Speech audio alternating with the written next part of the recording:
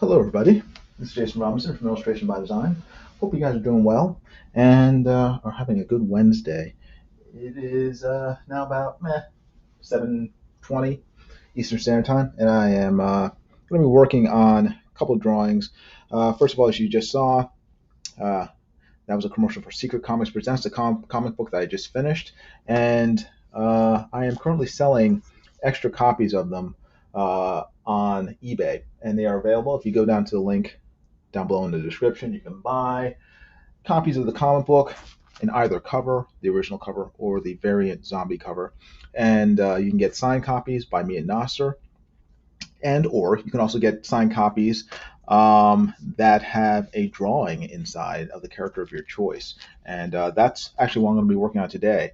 Improbi, one of the subscribers to the channel, asked for two drawings, two copies of the comic, and then a drawing in each comic. One of Heather Swain, the lead, the lead female character in Ethan Van Sciver's Cyberfrog comic, and also in the other head sketch he wanted was of Cecil, who is one of the members of ComicsGate.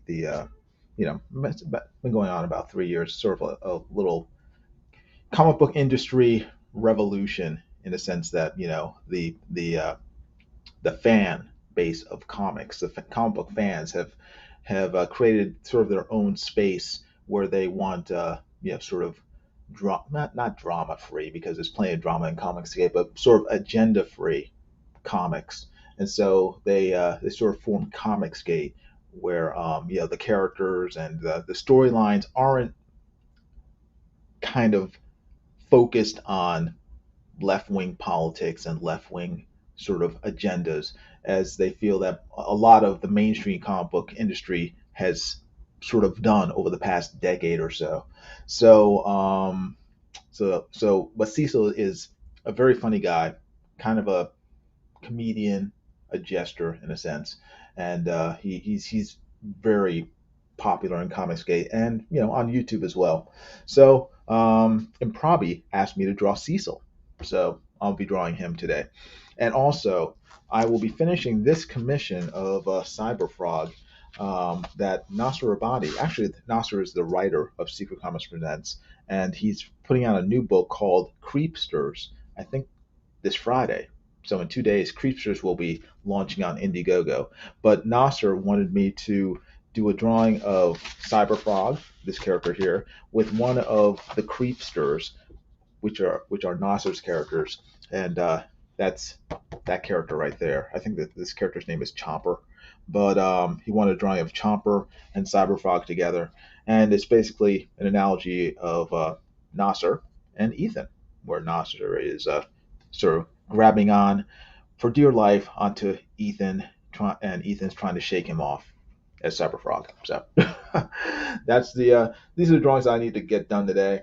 And the next couple of days I'm going to be pretty busy. I won't be able to live stream, so I just want to get this done tonight. So I'll get this done after I work on Cecil, which I will start right now. But again, if you want copies of Secret Comics Presents and you missed it when we had the Indiegogo crowdfunding campaign for several months, you can still buy it. Just go down below in the description, or you can go click the link up in the chat, up at the top of the chat where it's pinned. Click there; it will take you to the eBay store, and you can buy copies there. So let me see here. Let me actually let me show you the drawing I did of Heather Swain that I finished yesterday. I tried to live stream it, but my internet just died yesterday during the live stream, and it was out for like 12 hours. But so I just finished the drawing at home, not online, but I finished it, off screen. And let's see if I can get it up. The drawing. Hold on. Share screen. Let's see if this will work. I think this is it. Is that showing up? I think it is. Okay, yeah, this is the final finished drawing of Heather Swain that I did for Improbi. And inside of one of the copies of Secret Comics Presents. So that one's done. I'm going to work on, Cecil now. So let's see. I think that's everything. So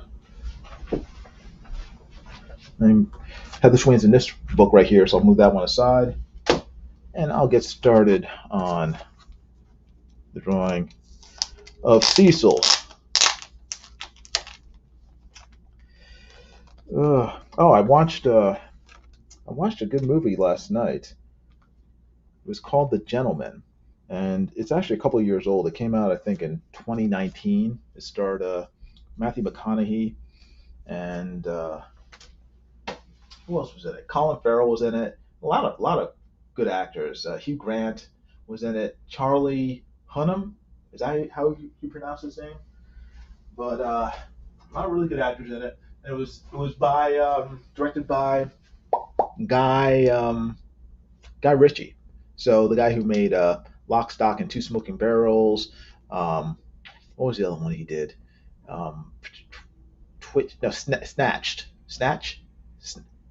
Snatched, I think was the name of it. But he's done a bunch of sort of British crime comedy dramas over the. It's been a couple of decades. So, but really good movie, really well done. So, hey Jeff Potts, how you doing? Good seeing you. let me see if I can zoom in a little here. Boom. All right, now let's see if I can center it. So it's not. There we go. That's better. That's better. All right, now I was gonna do something else. Oh yeah.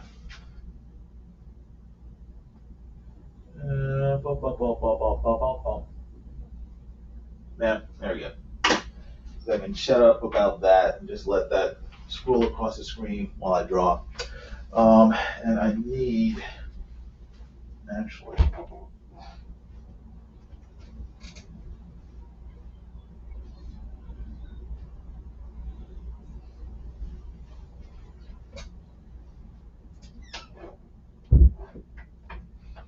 I need my phone so I can actually see what's going on if anyone says anything in the chat. So it's too dark, says my phone. And I think because I have it on an app. Move those out of the way. All right, now let's turn on YouTube. See if my YouTube will connect to my Wi-Fi. Oh, there we go. Bam. Okay, now I'm gonna try to get this done as soon as possible. Hey, guy from Red Bank, how you doing? Boo to you as well. Because I don't have that much time, so I want to get Cecil done fairly quickly, and then I can move on to finishing Cyberfrog. Let's see. I'll move. Actually, let me move.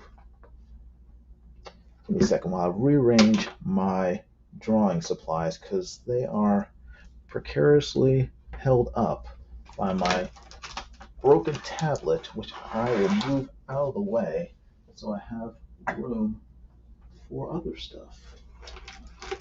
I'm trying to keep my pens from all dropping to the floor. All right, take that, put that there, and all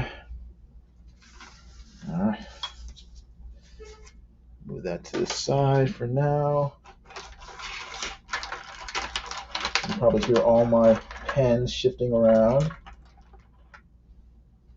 Hopefully you won't hear them all falling to the ground. All right, that's there, that's there, that's there. That's good. Let me move my chair so I can actually sit down. Ooh, there we go. It's better. All right. Now, okay, and YouTube is stopped because I left it alone for a few seconds. But yeah, no, I was watching. What was it called? The Gentleman, by Guy Ritchie. Guy Ritchie movie from a couple of years ago. I watched that last night. Very good movie. I don't know why I put off watching it for so long because I really like Guy Ritchie's films, but for whatever reason I just put it off. And then last night when my internet was broken, I was like, I couldn't do anything really, other than drawing, So I decided to I'll watch The Gentleman. So I put it on. Very, very entertaining. If you haven't seen it, I really recommend you guys watch it. If you like comedy, I mean, I'm not a big, I don't like violence in movies, but I guess I shouldn't. I don't mind some violence. I don't like gratuitous, graphic, or realistically graphic violence. So I'm not a big fan of like who's the other guy, the American director, actor who does violent crime movies. Quentin Tarantino. I'm not a huge fan of Quentin Tarantino. I'm not a huge fan of I don't like at all Saw movies. I'm not a huge fan of Hannibal Lecter movies or anything like that because to me they're too violent, too realistically violent. Even like things like The Sopranos. I don't really like them because the violence to me is too realistic. I like The Gentleman because it had violence in it, but it wasn't in your face violence. It was largely off screen.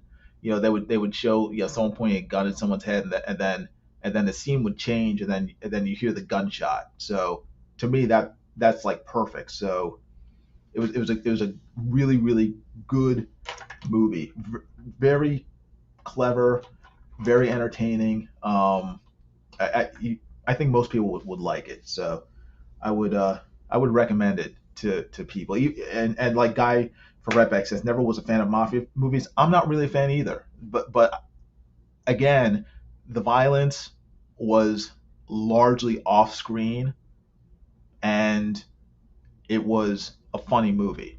So those two things made it very watchable to me, very entertaining. Whereas if it had been like what's that famous mafia movie, the one with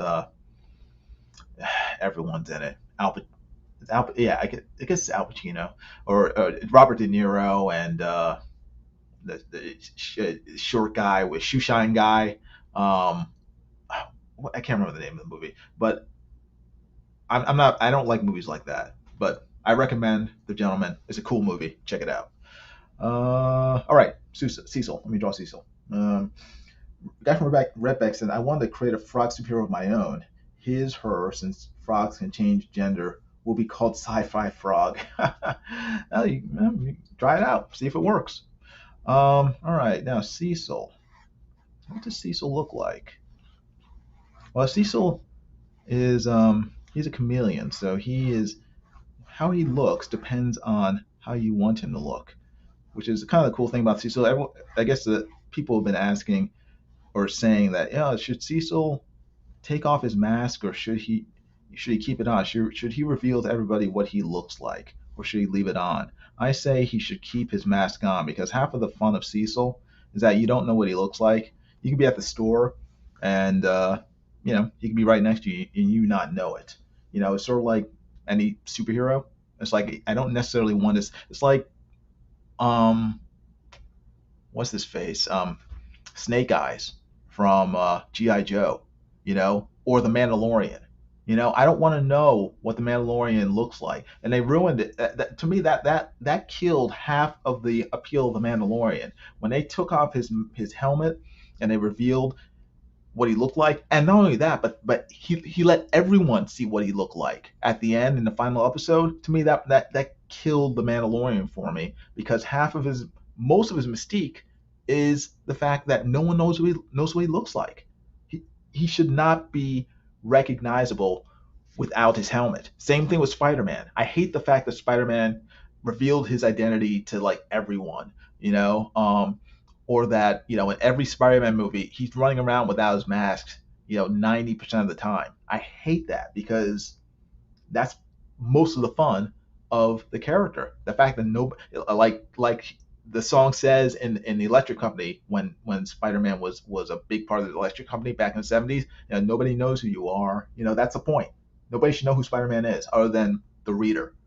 Um, so I part of the appeal for me anyway for Cecil is that we don't know what he looks like. So hopefully he does not reveal his identity and take off his mask. We only see him when he's sort of dressed up in Hillary drag or whatever he's putting on, from night to night. So this is my interpretation of Cecil, just based on having watched him, for the past, I guess it's been 3 years now. Nah, maybe 2 years. No, it's 3 years. It's been since 2018.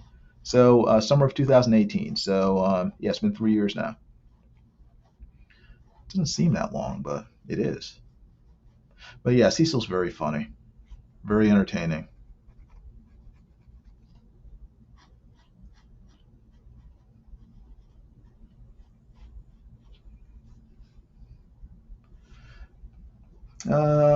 Guy from Red Bank says, if I had my way, I would boycott mafia movies just to piss off Ethan, and then I would laugh diabolically.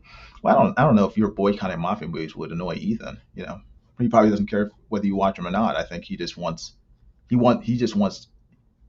be able to watch them himself. So You know, if you choose not to watch them, then he probably thinks, well, that's your loss. Yeah, because I'm trying. I mean, I've watched mafia movies. It's just, but again, I think it's just the violence. I'm just not a fan of it, so it turns me off.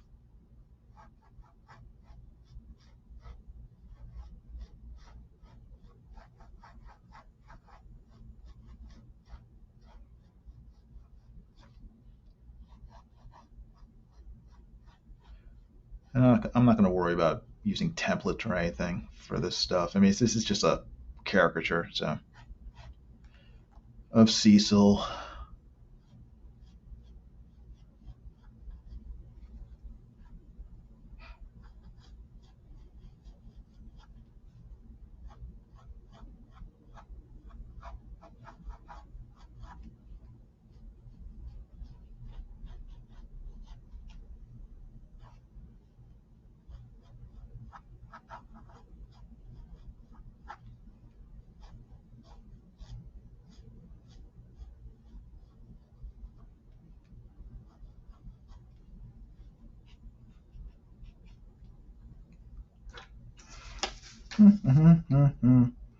A guy from Red Bank says, "Oh, I also didn't like Sam Raimi's Spider-Man."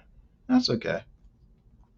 That's all right. I mean, it wasn't perfect. I mean, there's a lot, to my mind, a lot not to like about it. Well, a fair amount not to like about it. I mean, the second one was the best one.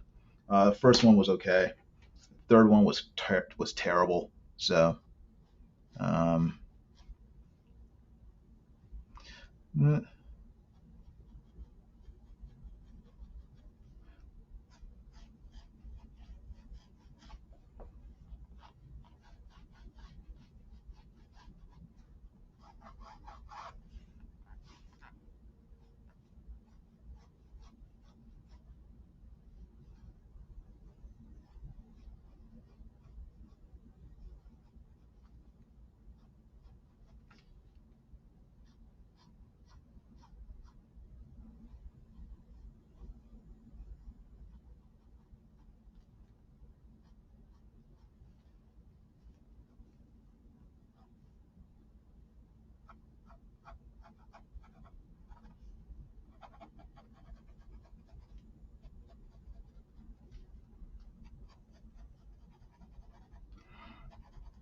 now Cecil's been working out um, recently. I guess the past several months. I guess traditionally, like he's a long, well-known icon. Traditionally, Cecil is depicted as being chubby and fat because I think at one point he was. I'm just gonna draw him. I'm not gonna draw him like fit or anything. I'm just gonna draw him as he usually portrays himself to be, just sort of like a amiable, chubby drunk. Guy from Red Bank says, I do actually like Tobey Maguire as Peter Parker, but I do like Andrew Garfield as Spider Man. Yeah, I think that's accurate. I think Tobey Maguire was the better Peter Parker, and Andrew Garfield was definitely pardon the pun, superior Spider Man.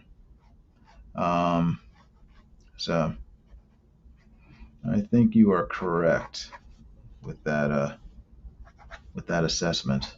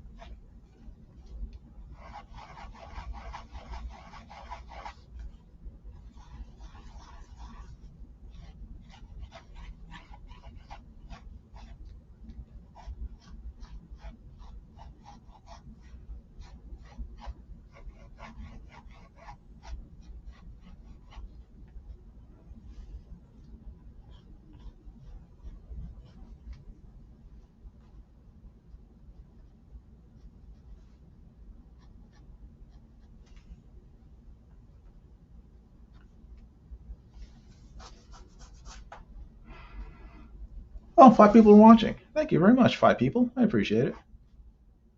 That is awesome. If you would, if you haven't done so already, please subscribe to the channel. Please hit the like button, give the live stream a thumbs up, and please share out the link to the stream on social media. That would be pretty awesome if you would.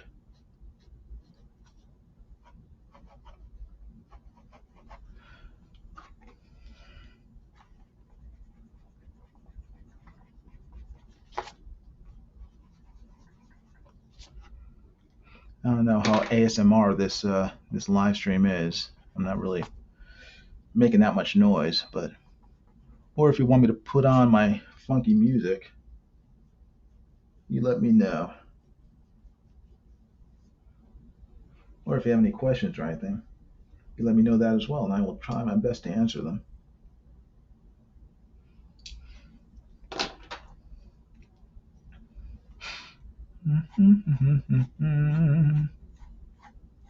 I don't know. So, what do you guys think? Should Cecil reveal his identity, show everybody what he looks like, or should he remain incognito and just keep his appearance a mystery? Oops.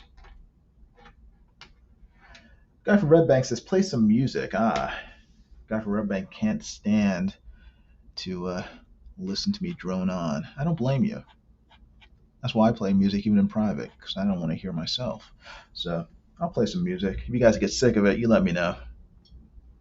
I changed the menu to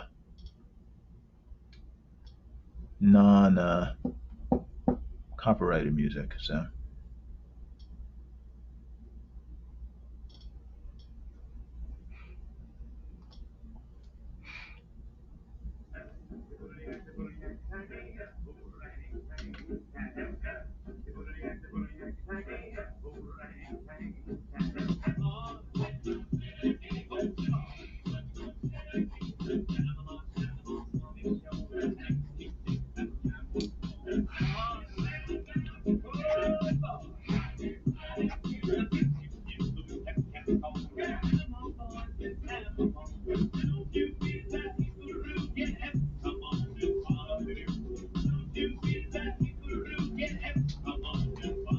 Okay, you guys can see this.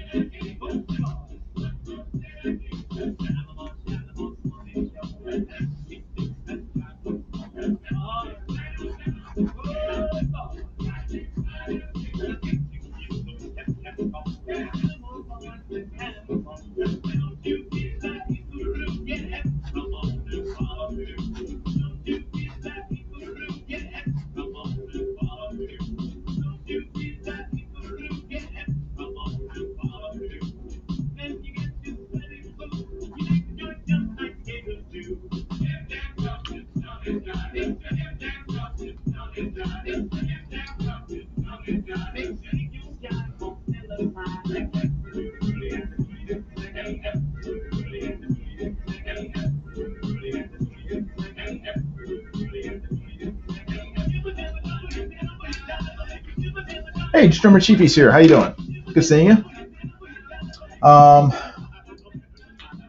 Let's see, Cecil or Nasser, who would you trust with your grandma? What do you mean? Would I trust with my grandma? What do you mean? Taking care of her? Oh,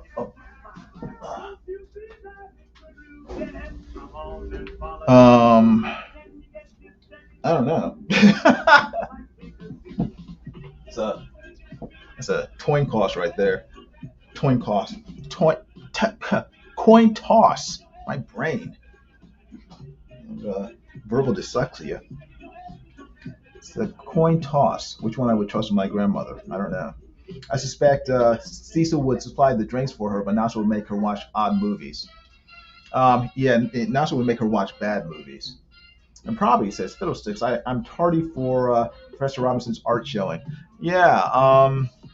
Actually, did you see the finished drawing of Heather? I finished it last night after my internet died for 12 hours. Hold on.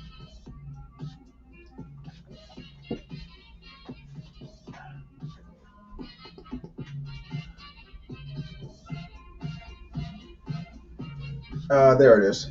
That's the finished drawing of Heather for that I did for you. So if you want changes, it's too late.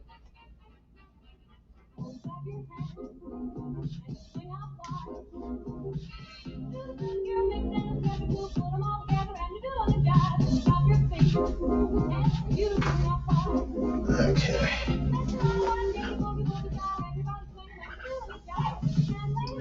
Probably says very nice. Okay, good.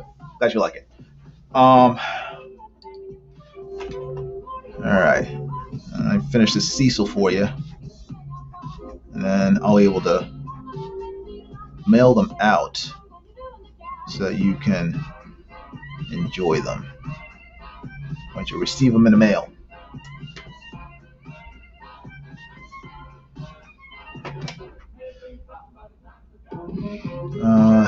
All right. Sorry.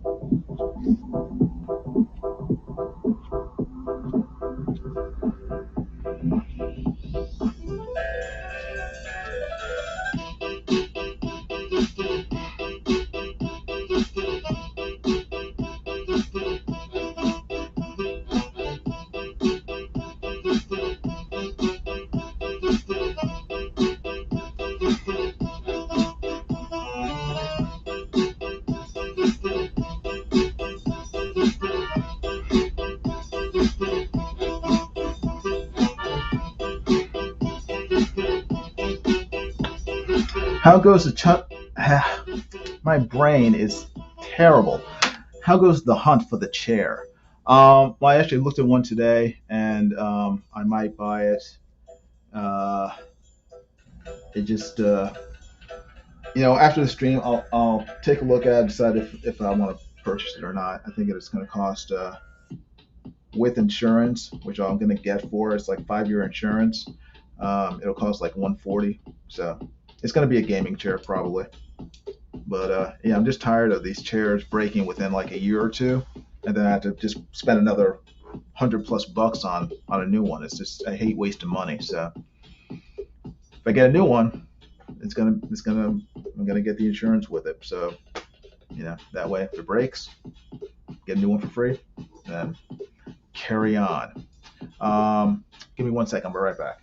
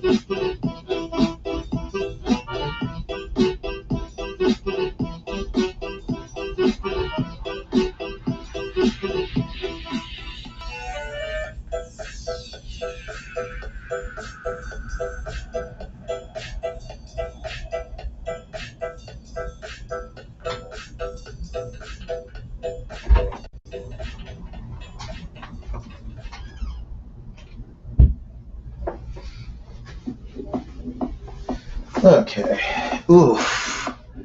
Sorry. There's something tickling my eyeball and felt like an eyelash. I had to go check. It's like, what's going on? What is going on?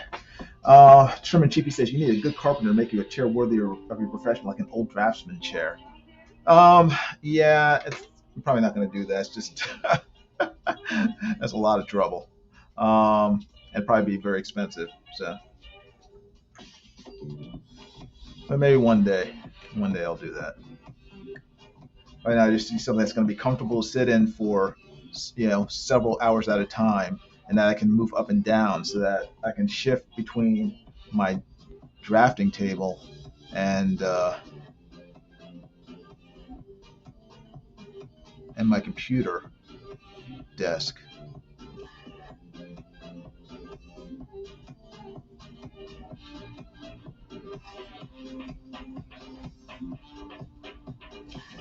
What time is it? I don't have my watch on. It's 7:52. Let's see if I can finish this by 7:30. Sorry, by 8:30. So that way, I'll have an hour and a half to finish Cyberfrog. And this is simple. This is a simple drawing, so I mean, I should be done very quickly, but I just know myself. I'll get wrapped up in it.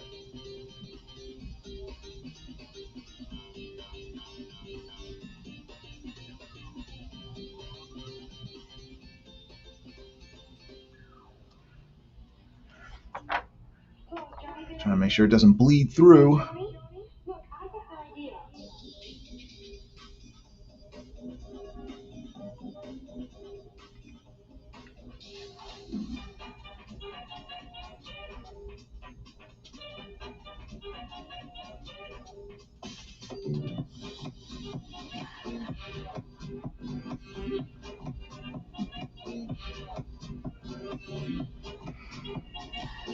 You ever inked with a brush before? Says Improvi. Yeah, that's what I'm actually doing now. This is a brush pen. You see that? Yeah, this is a brush pen. I use that. I use this. pen a lot. Um, so it's about half and half now.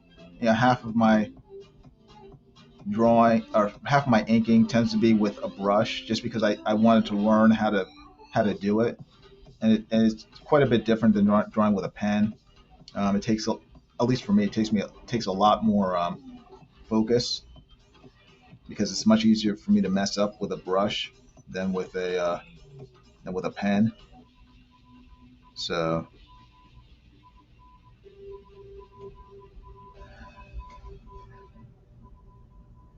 but I like the look of the brush pen. The easy thick and thin lines you create with one stroke. That's very cool visually, very appealing to me. So.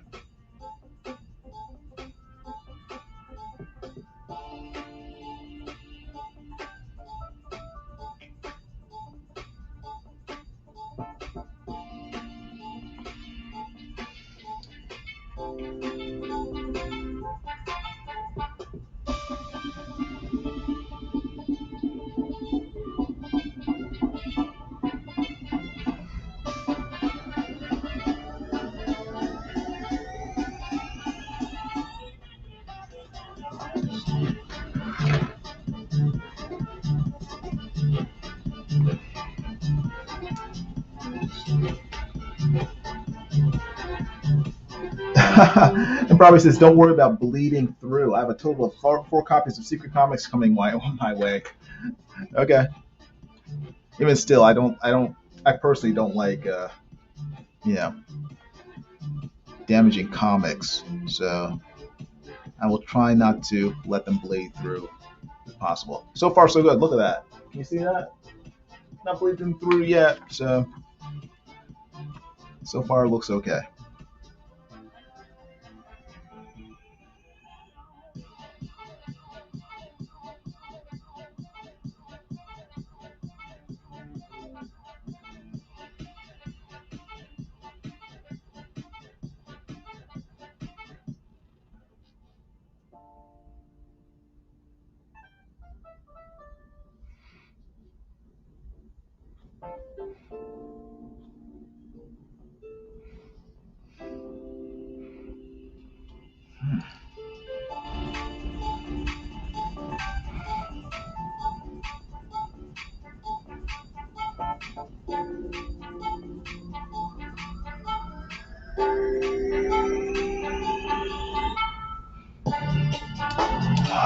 Sorry. Eyes. Eyes are a pain sometimes.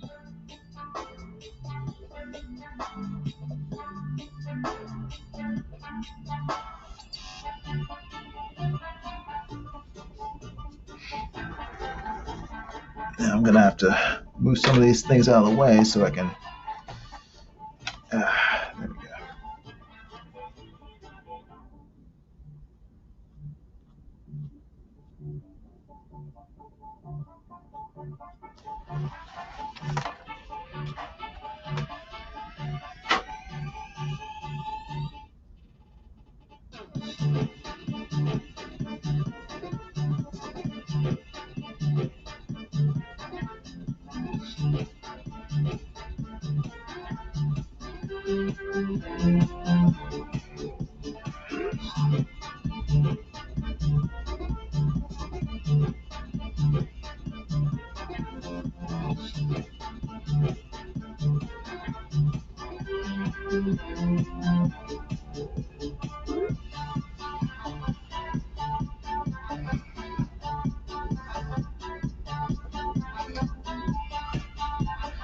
Determined Sheeple says, Improvi is a true collector, not a cheapskate like me. No, well, I don't think anyone's a cheapskate.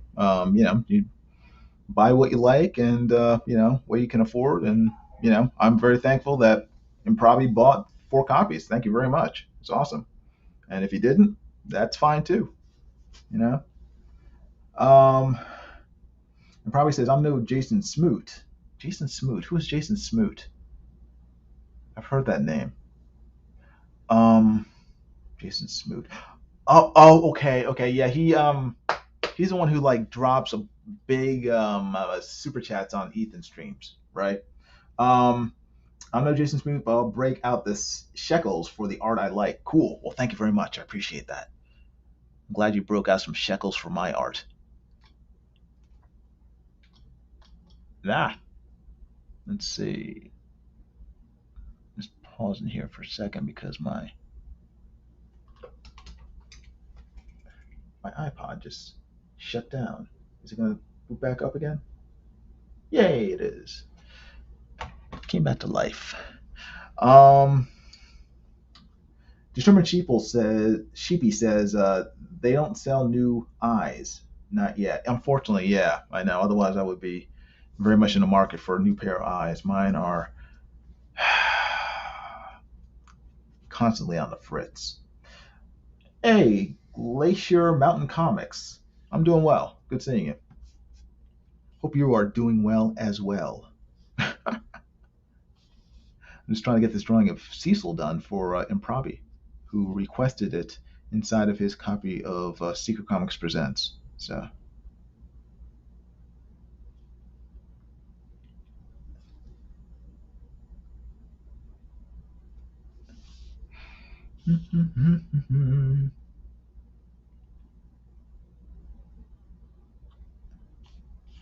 Let's see.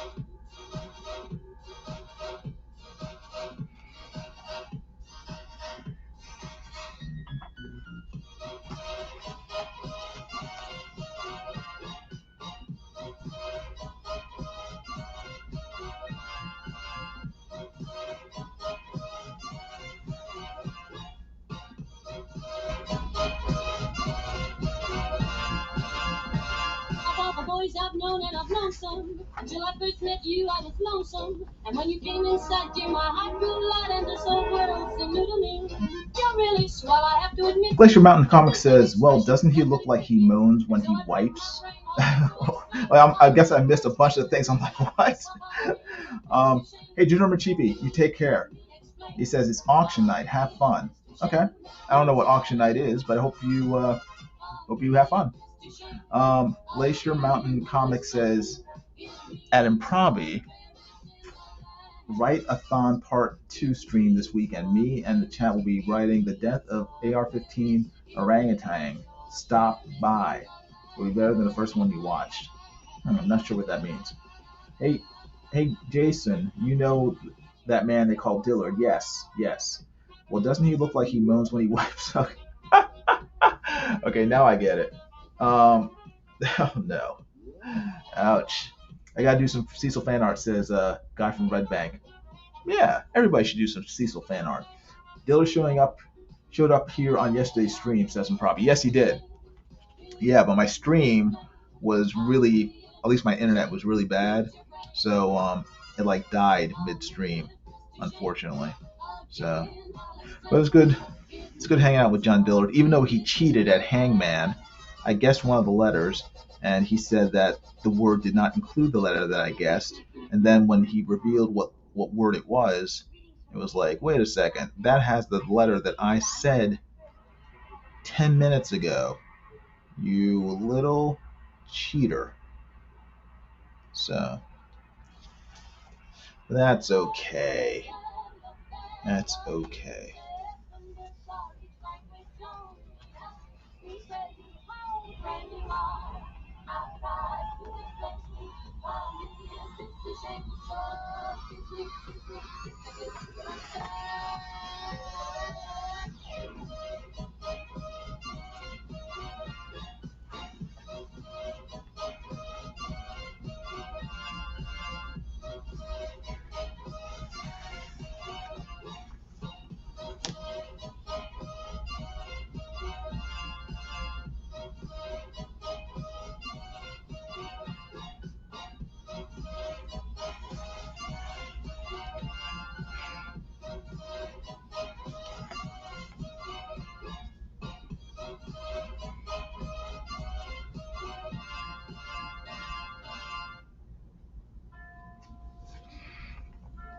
Sorry. Bumping the camera with my head.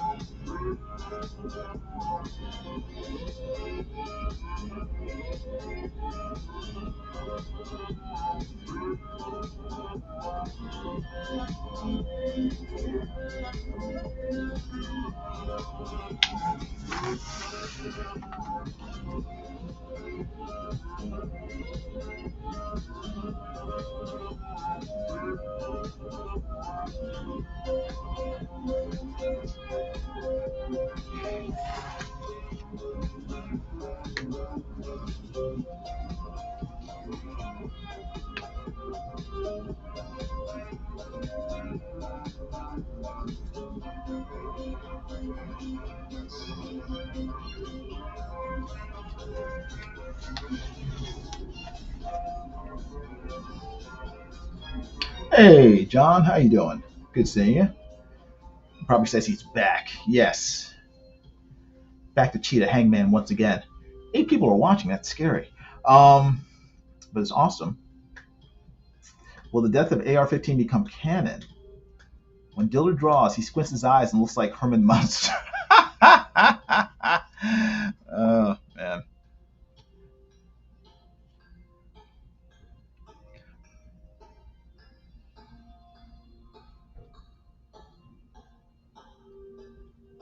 I don't know if he's does he look like Herman Munster when he draws? I don't know. Kind of sounds like Herman Munster, but I don't know if he looks like him.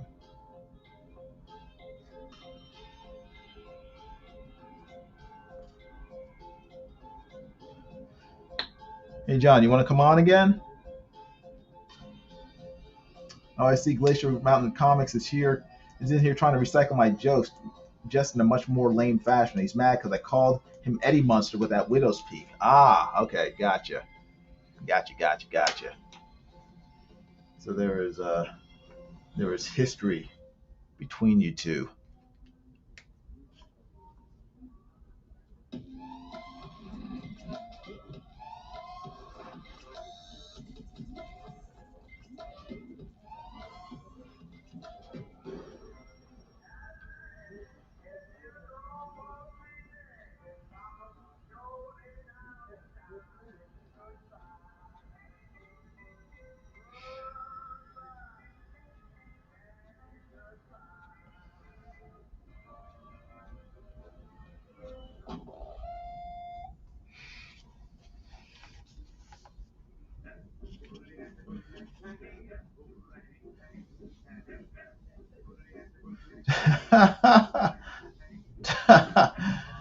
Glacier Mountain Comics says 2 Mexicans are in a car. Who is driving? Glacier, and I guess the answer is a cop. A Mexican cop? Asked John Dillard. Okay,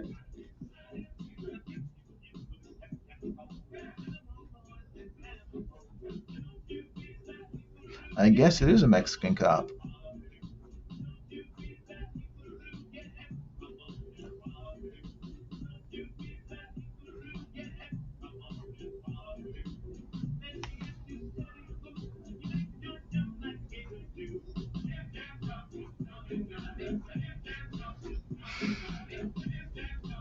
Um, Dildraw says, "Sure, Jim, but I can't play Hangman. I'm working today." Well, good. I'm working too, so I'll put you on. And you can show what you're drawing, and then people can see what I'm drawing, and then we could work draw together if that's okay.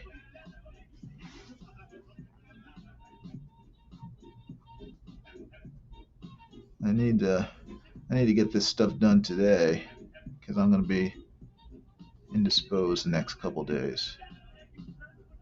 I won't be able to live stream.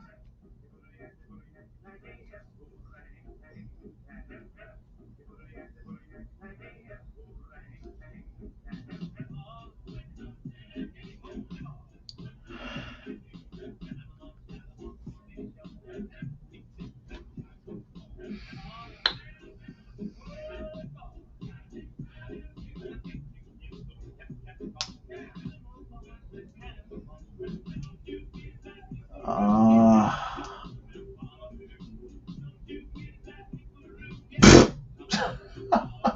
Jeez. Sorry, I'm reading these jokes from Glacier Mountain Comics. Whoa, man. Is the buckler still in demand, John? I don't know if it is. If it is, I mean you're a moderator, aren't you? Yeah, you are. Put the link to the buckler, your campaign, in the chat for people. So I'll send you a link.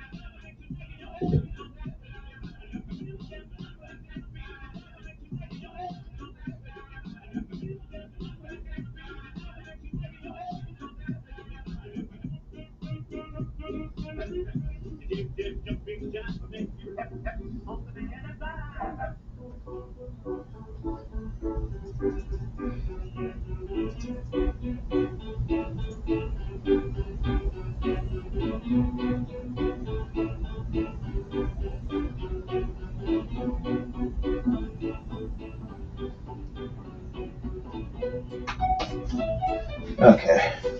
I sent you the link, John. So when you have time, pop on over. Oof. All right.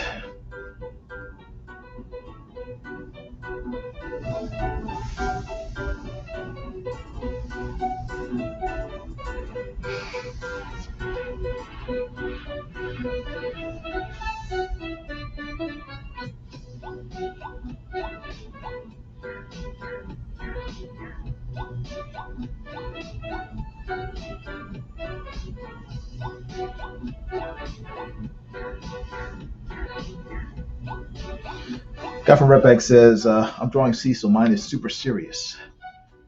Super serious or supercilious? Um, let's see.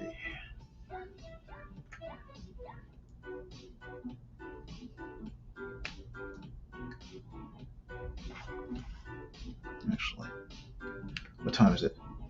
It's 8:14. I wanted to get this done by 8:30. See if I can do it.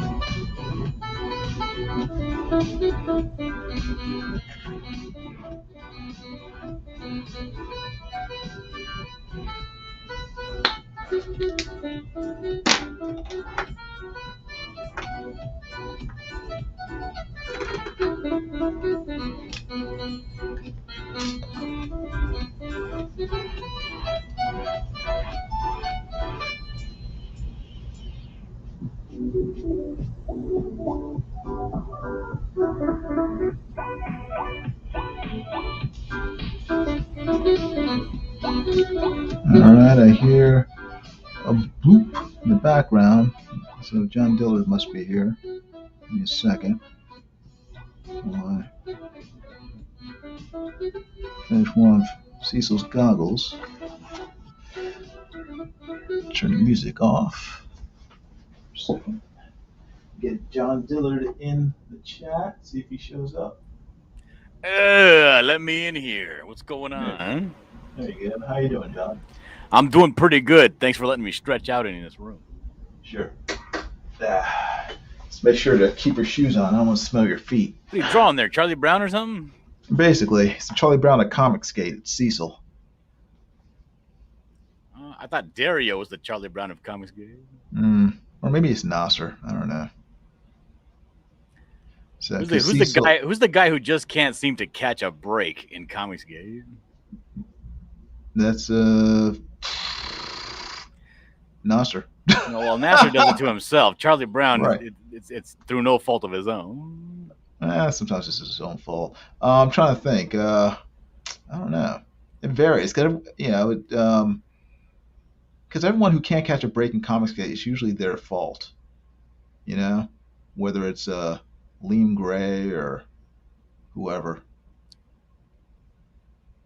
They're usually self-inflicted wounds, largely. So, are you telling me that you're going to be ending this stream in like 15 minutes? No. After I finish this, I have to finish Nasser's drawing of Cyberfrog, so I got this to do. So I'll be on probably till around 10. Oh my God! What's wrong? That's too late. Too late for what? I'm gonna have to at least use the bathroom once by then. That's fine. You're more than welcome to come and go as you please. It's not I'm your stream. stuck here now. I'm already here. No, you can leave. It's fine. Don't worry. You're under no obligation to stay here the entire time. Glacier Mountain Comics says that he once went to a soccer match while he was in Mexico, and that it ended with a tie, Juan to Juan. Oh gosh. That's yeah. I don't even think that deserves a rim shot. What the hell? Oh man, it's pretty funny. How you doing, John? Not great, but I'm working on it. I'm sorry. Are you sorry? Yeah. It's not. I don't like to hear that you're not doing. Don't feel sorry for me, Jiminy. You're a grown man. Oh well, sorry. Sorry, I can't help feel sorry for people. Should I take my camera with me while I use the restroom so I can be super famous like that girl on the Jack Show? Yeah, what's her name? It's I can't remember. It's Well, I can't remember her name. You can't. I guess I didn't make her super famous, but she did get some notoriety. Yeah, I did. I actually, they said that they took down that video, and it's like, and I went and checked. It's like they didn't take that video down. It's still up. Why would you take a video down of some dumb broad being a dumb broad? You know? I don't know. Now you and me, Jim, we're men of the world. I think it's at one point during her little escapade, she showed her, her unmentionables. Which unmentionable? The V or the B? The former. So I think they clipped that part out, thankfully. But everything up to that point. Well, I'm not willing to show my unmentionables on stream. What if somebody sees it and then makes fun of me for it being so small? You just gave them reason to.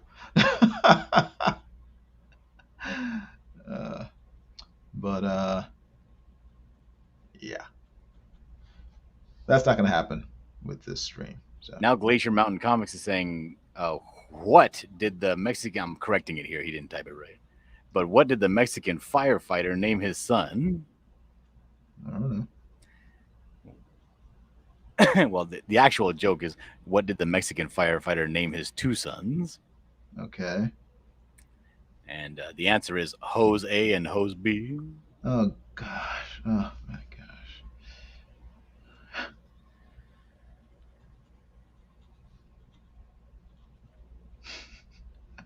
I'm a super masculine person. It would devastate me if people saw me butt naked.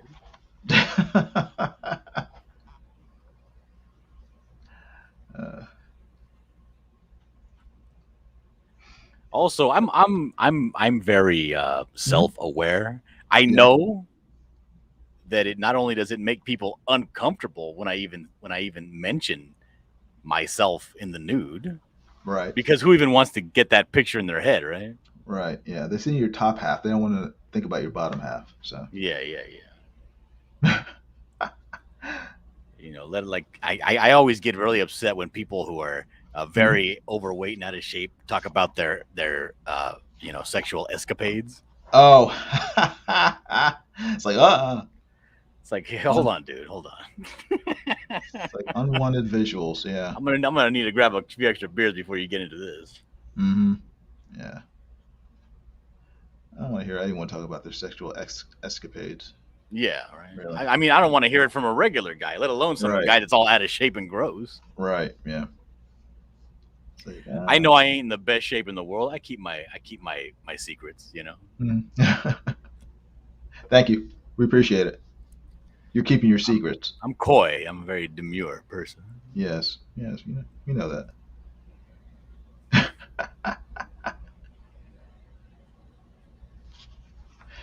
All right. Let's see. There's Cecil. It's getting there. It's almost done.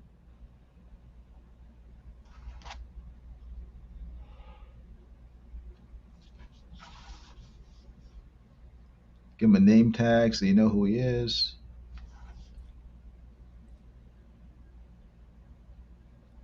Name tag. What a cop out. What? A guy from Red Bank is making fun of me, saying that I admitted that I have a small PP, and that since he's Puerto Rican from his mom's side, Uh he must have a huge PP. huh.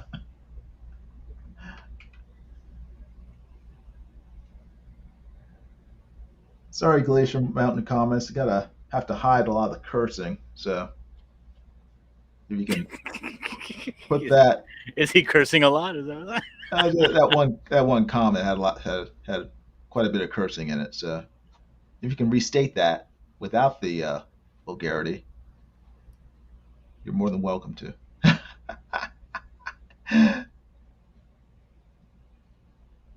My mom's watching, so I gotta keep it clean. Oh my god! You got to get her cable or something. I know. Yeah, she's pretty bored if she's watching this, I watching me know, draw right? Cecil. Yeah.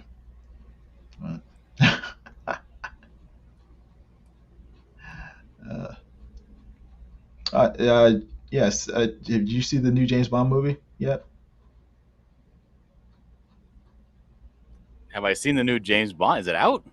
Yeah, it came out Friday. I know it's been delayed for 2 years, so no one even knows it's out. Yeah, I didn't know. I had no idea.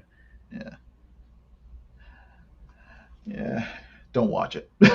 Skip it. It's not that great. Oh yeah, Dario's he's quoting a joke that I told him a long time ago. Yeah. He also claimed that I'm a Norm Macdonald a hanger on just because Norm Macdonald died. Oh. But he doesn't know that joke that I told him Mhm. because that it's a Norm Macdonald joke, an old Norm Macdonald joke where he Oh, tells it is. he tells somebody, yeah, you look like you're good at effing. Oh, okay. He'll tell Never. another man this, Mm. but then he'll say, uh, he'll end it with like essentially what he'll do is he'll tell a joke, Uh huh. but then and the person will be like they'll agree, but then he'll pretend that he wasn't finished with the joke, and then he'll clarify by finishing it the joke.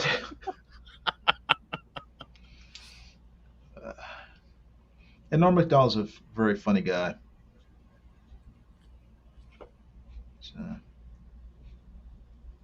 he'll be missed. I missed William Shatner's launch today up Yeah, into Rick space. Piper would not shut up about that. Oh, really? Why are people so excited about William Shatner going into space? I think it's two reasons. One because he was on Star Trek, but also the guy's 90 years old, and you know what? You don't really think about this, but I saw him today after he landed. The guy's in like, I mean, he looks just like a chubby old man, but he doesn't look 90. He looks I seen he's him in a like, trailer for a yeah, film. yeah. And And that guy looked decrepit. no, he looks really good for someone who's 90. When I think 90, I think of like really wrinkled, really old, really like can barely move. He's in surprisingly good shape for someone who's 90 years old. He I looks like he's agree. maybe like 65.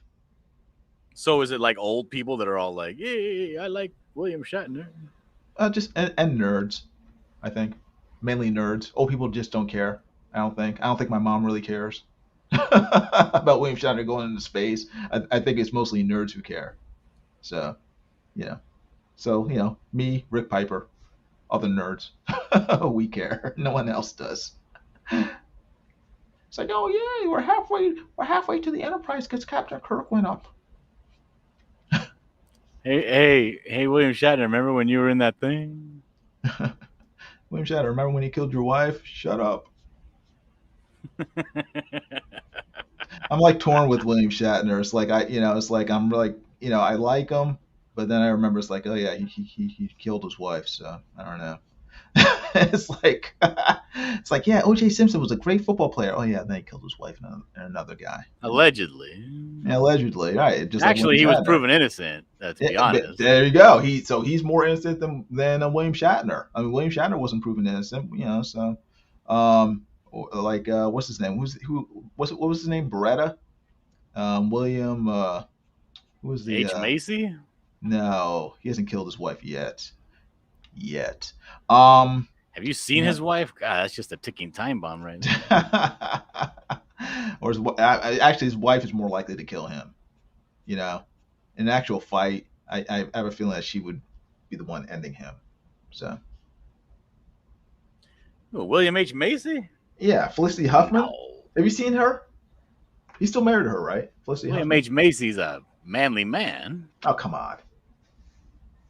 He has a nebbish. Let's see.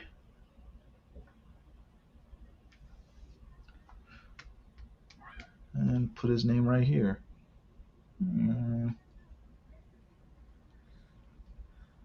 Jeff Potts is leaving. Goodbye, Jeff Potts is leaving. Jeff Potts, what? Jeff Potts, where are you going? You better get back. Improbi says, Get back here. later, Jeff Potts. Then the guy from Red Bank says, I'm not really a Star Trek guy. And probably says Shatner is 90, but uses his acting ability to portray a 60-year-old. That's working.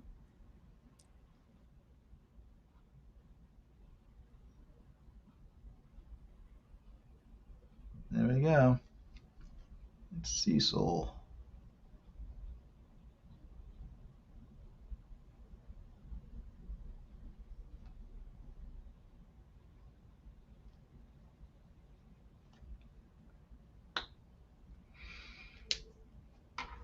Who is Robert Wagner? I don't know who that is. Oh, stop it. You don't know who Robert Wagner is? Should I? Yeah, you should. Why? What about Robert Wagner? Oh yeah, Robert Wagner killed his wife Natalie Wood. Oh my gosh, forgot about that. Thanks, Improbi. Yeah. These guys like drowning their wives for some reason. And Robert Wagner was star of Heart to Heart with not Stephanie Zimbalist. That was Remington Steele. What the With hell is Heart to Heart? You stop it. No, you look. You must be joking, right? I'm not somebody who's been living under a rock. Okay, so you know who they are. But you got to give me a show that has at least some popularity. Yeah, Heart to Heart. You must be. You have to be kidding me. I'm not kidding you. You're not kidding me. You don't know what Heart to Heart is. How old are you? No, I've never even heard of an old TV show called Heart to Heart. How old are you? I am 37 years old. You should still know it. Regardless, Heart to Heart is a 1980s detective show starring Robert Wagner and Stephanie. What was her last name? I can't remember. As a rich husband and wife detectives, and they solve crimes. It was on for years. It was on for. Thank you, Stephanie Powers. Thank you. Ugh. Okay, so let me ask you this: what are some other detective shows from the 80s? Oh my gosh, I had to go through all of them. Oh my gosh, I had to go my way back machine in my head. Um, Detective shows from the '80s. Hunter. Um, what was the one with the two brothers? Um, Simon and Simon. Um, Okay, I've heard of the show Simon and Simon. okay, Murder She Wrote. The Equalizer. Okay, I've heard Um, of Murder She Wrote. okay, The Equalizer. You heard Nope, that? never heard of the Equalizer. Oh No. my gosh. Okay. There are tons of them. There are a lot of detective shows in the '80s.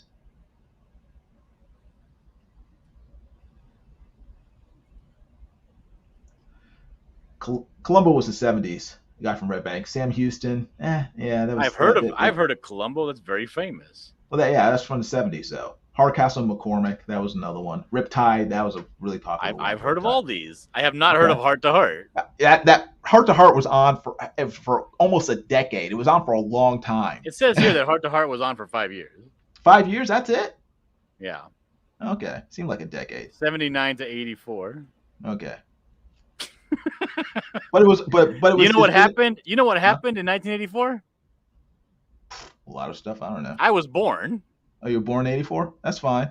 You ever see the Batman TV series? Batman TV series. Adam West. Yes, I have seen that. Yeah, There you go. Bam. That was made about 20 years before you were born. You that saw was that. that was starring Robert Wagner. No, but that's a show that's older than you are. Yes, but it's a show that's very popular. I'm asking you. So Heart to You're Heart.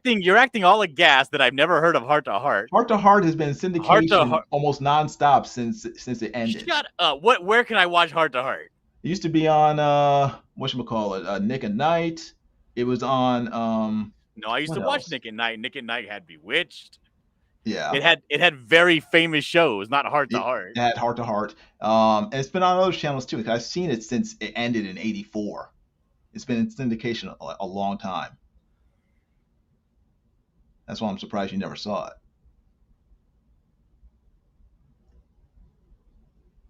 I'm gonna call you Nasser Jr.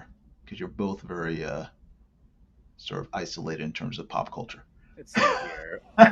A wealthy couple leading a glamorous jet set lifestyle regularly find themselves working as unpaid detectives in order to solve crimes in which they become embroiled. Mm, The yes. series ended after 5 seasons, but was followed by made for television movies beginning in 1993. Never saw those. I just watched the reruns. And made for TV movies based on it? Huh. Yeah. Okay. Okie doke.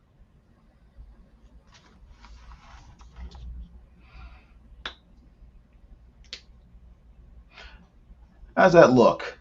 Improbi? Matlock, yes, Matlock is the grandpappy of '80s detective shows. Okay. Apparently, when they Oh, Quincy, first yeah, aired, Quincy was good too. I'm sorry, go ahead. when Heart to Heart aired, the Yeah, closest they ever got to being like number one, yeah. they were number 15 Oh, really? Okay. at one point. Hmm. In season 5, Mhm. which was their most popular season, the last season, Uh-huh. Yeah. they got they were 15th on the rating scale. Mm. Not exactly headliners. Right. That was I'm Star not Trek. saying that there were like, big, there were probably big popular shows that were on the same time, same year, Right. I'm probably going They up were against competing Cosby against. Show. Cosby Show. um, Improbi. Okay, he says he loves it. Okay, cool. I'm gonna number it. It'll be 1 of 10 for this variant cover. So you're gonna have a limited edition Improbi. Actually, Hello, Cecil. Shouldn't you put my name is somewhere? it's too late, and there wasn't room. Oh my God, Jim!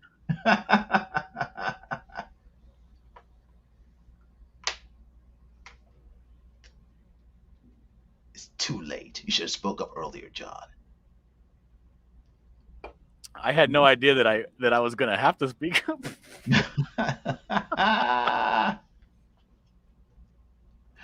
All right. And anyway, I mean, the hello is more towards his little signature line when he shows up on a stream. So Right, because he always starts his streams with "Hello, yeah, Cecil." hello, or can't do it, but let me sign it. Let me sign it. Where should I sign it? I don't know where I should sign it. Dagnabbit. Sign it, Jiminy Cricket. No, I'm not doing that. I'll sign it here.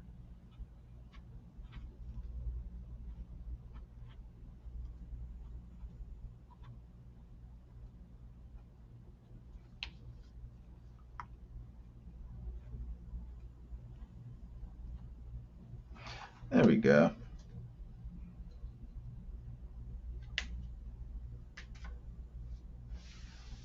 Guy from Red Bank says, I like Jessica Jones. I liked Jessica Jones somewhat. It's 50-50 for me just because I like Jessica Jones, the You character. were telling me that you hated Jessica Jones. I did. When? Yeah, when we were talking about Daredevil and Defenders and all that.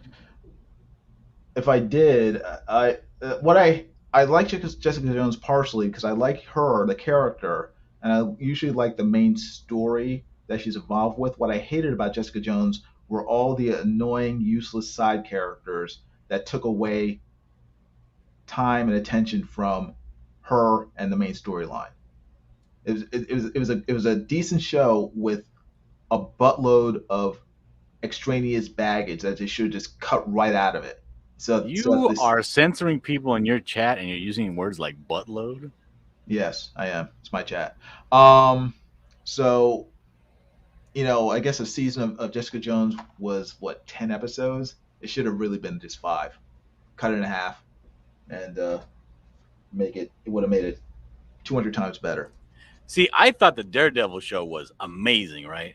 Yeah. And then like everybody else was like, that Daredevil show is amazing. And then that little like teenager in me was kind of like, I gotta be edgy and not like it. But then I couldn't not like it because it was so good. Yeah, it was a great show, and I'm hoping that everyone's claiming that he's going to be in the new Spider-Man movie. I'm Spider-Man hoping should be so lucky.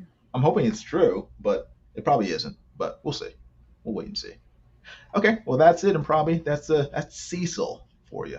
So I'm gonna wrap this up. Actually, let me see if it bled through. A little, not too much. It's okay. Fortunately, I have that paper underneath it. So, and should I erase all these pencil lines in Proby? I will. No, no, No, no, leave them in no. there. Well, this is It's not your. fat. People love pencil lines. They love People, them. do they? I don't know. Mm-hmm. It's up to them, Proby. If you want me to erase them, I'll erase They're them. terrible for print, but they're great for original artwork. Oh, they love them. Okay. You know Glacier that. It depends. Glacier Mountain Comics says, I rather see Jason draw. It's a nice change from seeing Vic's baby arm.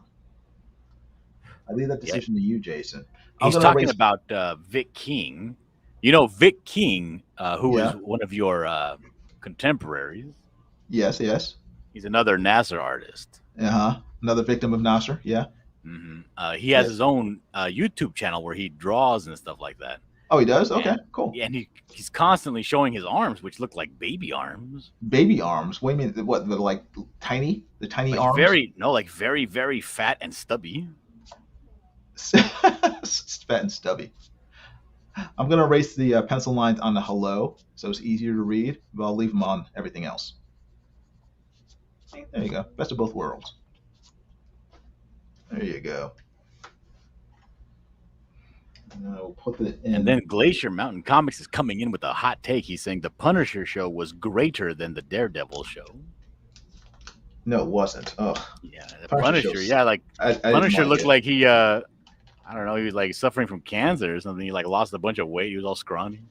Yeah, I guess I didn't like the Punisher because one, it's gonna sound stupid. I didn't like the violence. It was too much for me. But beyond that, I thought the violence wasn't creative enough. That was the problem. Yeah, but also I didn't like how he was like I hated the fact they put Karen what's her face in it from Daredevil. can't remember her name, her last name, the character Karen, whatever. Um, and and he was sort of like very passive towards her, very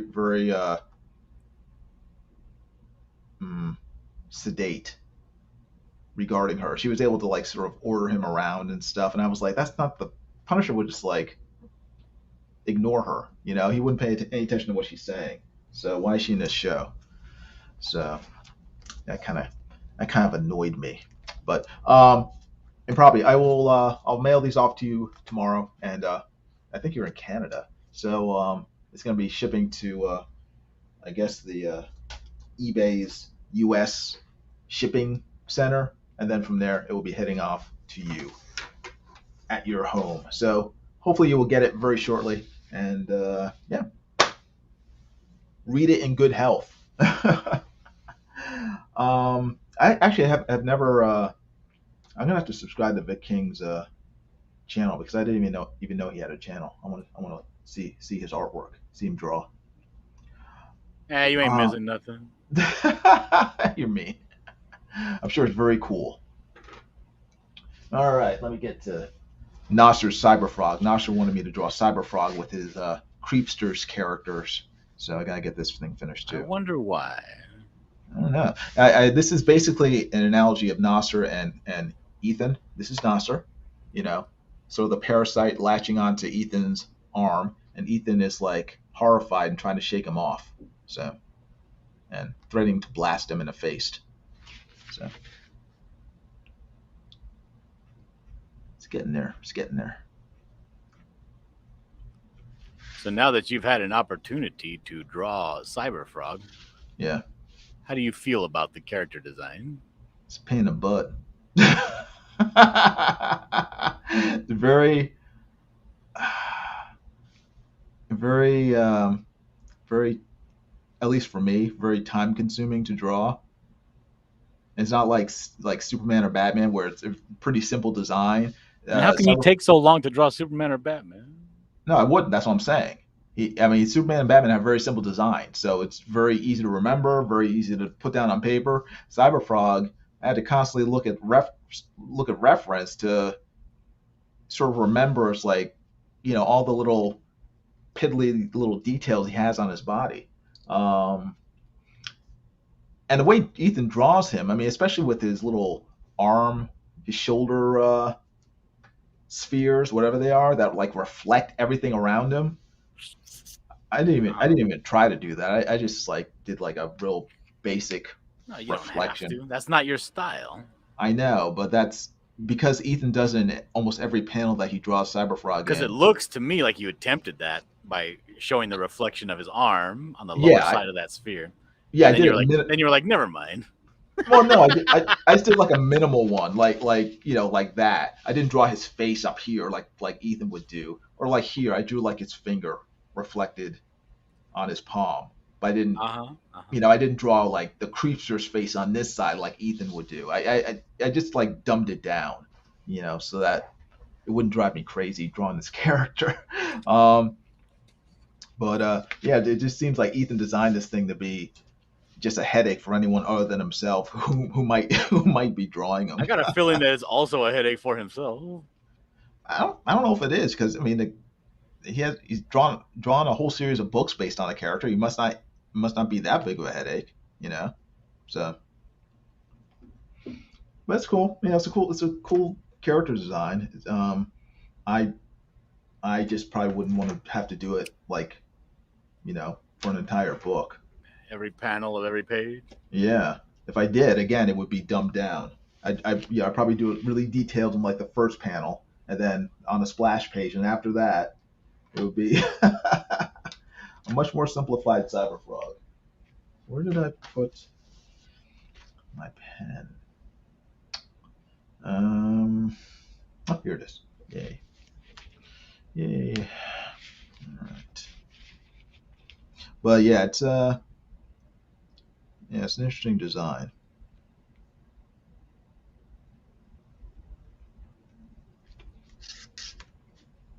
You drew the character, but you drew like a kids version of it for the children's book. illustration you did. Yeah, mine was very dumbed down. Yeah, that's fine. No, I think that's you know, that's a fun way to draw Cyberfrog. I mean, who can I compare Cyberfrog to his design? It's like trying to think of another character that's. I mean, Spawn's not that complex. Um, Onslaught. Onslaught. I don't remember what he looks like. Um, I mean, when did that come out? 1994. I don't know. Visually, he's a visually interesting character, but again, he would be to me he would be a headache to draw on a regular basis. You don't remember Onslaught? I remember him, but he's from like 30 years ago. You talking Yeah, about the well, one from Marvel Comics? Yeah, I'm talking about like the one that was really like hard to draw because of all the stuff he had Yeah, on him. right. Yeah, yeah.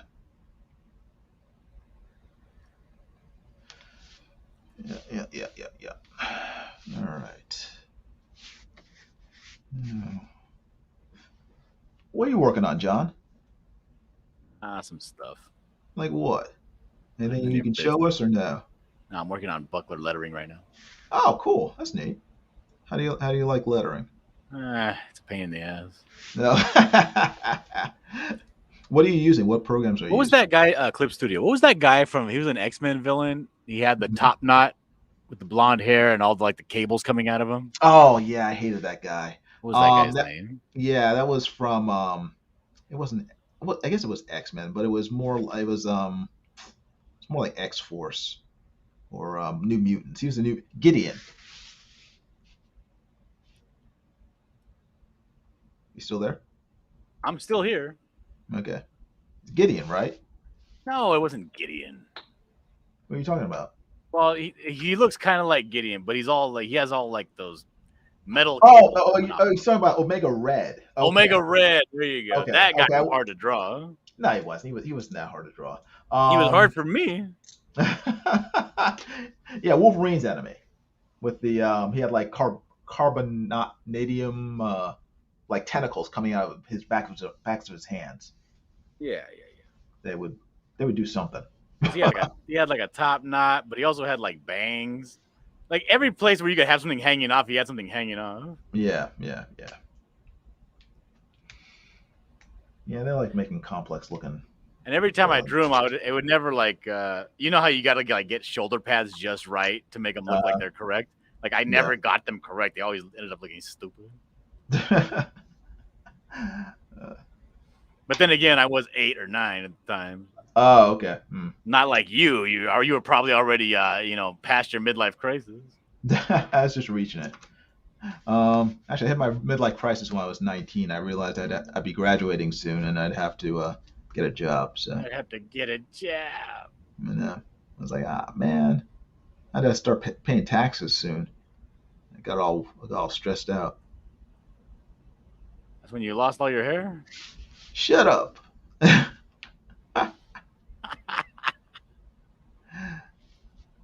Actually, that didn't happen until quite a bit later, my 40s. So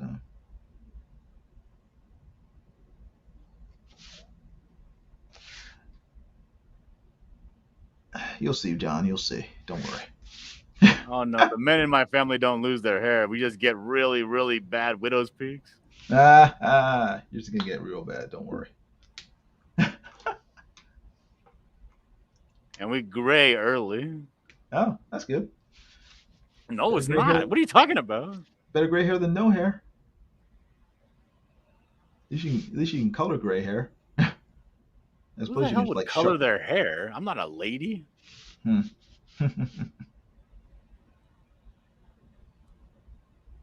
know what I have done, though? I have plucked out some white hairs out of my beard. That's a pointless endeavor. That's a pretty feminine thing to do. Yeah, I did that for like a New York minute, then I just stopped. It was like, I'm just gonna have more gray hair every. You just used the phrase "New York minute." God, Jim. What? What's wrong? My reputation you're besmirching here. What? I hang out with you. Okay, sorry. Is that bad in California? Is that a verboten phrase in California? That's a phrase that little girls say Oh, really? Okay. No back one in told me that. 1996. Okay, no one told me. The email must have went straight to my trash bin, straight to the junk mail See, file. the chat knows everybody's saying Omega Red. Okay. My conversation ended about 5 minutes ago. Um, Dario's saying that he heard the guy that designed Chomper is a bottom. He's talking about me. that could be true. I have to ask Mrs. Dillard about that. Well, what goes on between you and your wife is between you two, so we make no judgments. So why are you asking her about it? I'm not asking her about it. I just said, You gotta stay out of another man's business. that's between you two. You know, some guys like their wife being in charge in the bedroom. Let's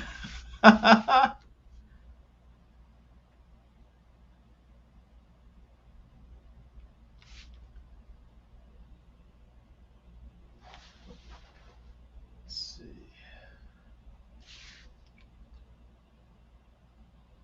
So, John, you said you're lettering. How far are you into lettering of the booklet? Oh, I got 8 more pages to do. Okay, not many. That's good. It's been terrible. That's what I was telling Guy from Red Bank, because we're getting together a package that we're going to be sending along with, because the book's so late. We're going to be like giving away extra stuff. Mm-hmm. Just to kind of make up for the delay, but the book's still the nothing really makes up for the delay. What? The in-demand store is still open, right? Yeah. Okay. Did you post a link in the chat? No. Put it in there. I'm working right now. I'm busy. Do you want to sell some books? I would love to sell books, Jim, but I can't. I can't do everything at once. Put the link in the chat. I can't. I'm trying to help you out, John, and I know, and I appreciate you for that. You won't help yourself. I can't help you, John. You have to meet me halfway. There's probably some deep-pocketed whale out there looking for a book that he can fill his 20 comic book stores with, and the Buckler's probably perfect. He's like, oh man, that Buckler book sounds awesome, and John Dillard sounds like such a great guy. I would love to support him by buying his book, but he won't put the link in the chat. It's unfortunate. Now all of his money is going to end up going to Nasser when he buys stupid creepsters, instead of the Buckler. And it will be all John's fault. People will be going to comic book stores looking for the Buckler, and all they're going to see are row after row of creepsters that are just gathering dust because no one wants them. It's like, oh no, really? Creepsters is going to do very well. Says who? Says me. Oh, phooey. It's going to do at least 18,000. If it does, I'm going to be real mad. I'll be thinking, that should have been Secret Comics Presents money. Well, no, Secret Comics Presents was some terrible horror story. Ah, John, why? Thought you were my friend. You were telling me, what were you saying last night about? I was drawing like white women with black busts. I think my yeah, you draw your white people very beautifully. Very very much so. But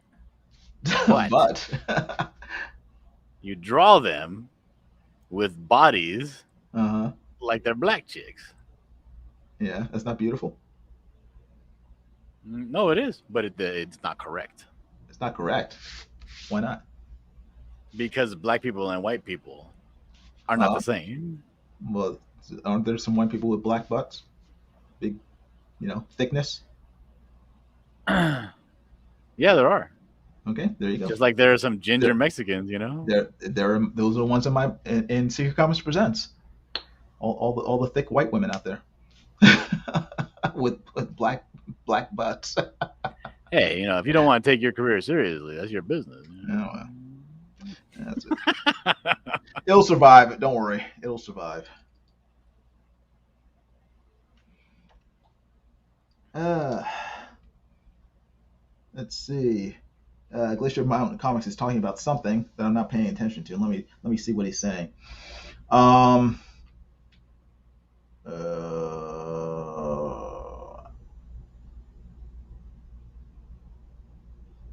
I don't know. I have no idea what he's talking about. And probably says best of both worlds. Yes, I agree. And probably yes. More cushion for the pushing, or something like that.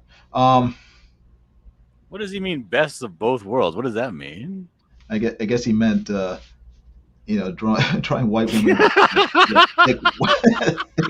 thick black butts. That's a terribly racist comment. It is, but no more racist than what you were saying. So.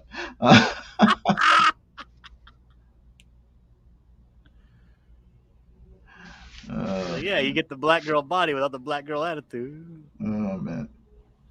No, they had that too. You didn't read the last story? There were no words in the last story. Exactly. What she do though? She turned the tables on him and used the axe. So. I don't get that last story anyway. Oh, okay. It was it's basically turning tables, and then a surprise ending. She thought she was safe, and then she wasn't. That's not a story. Oh well. Talk to Nasser about it. I just drew it, John. I'm just the artist. I thought the last story was written by some other person. No, the last story was written by Nasser.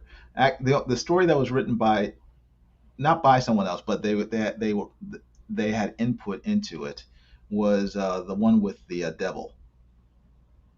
And actually, that story. I don't get that story either. That story changed. When did I finished drawing the story, and I was getting it ready to be sent to the printer. And like the day before I sent it to the printer, Nasser said, "Oh wait, I'm changing the story."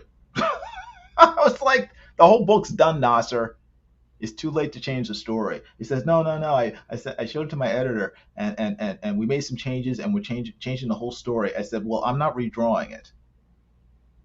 And he said, "Okay, that's fine.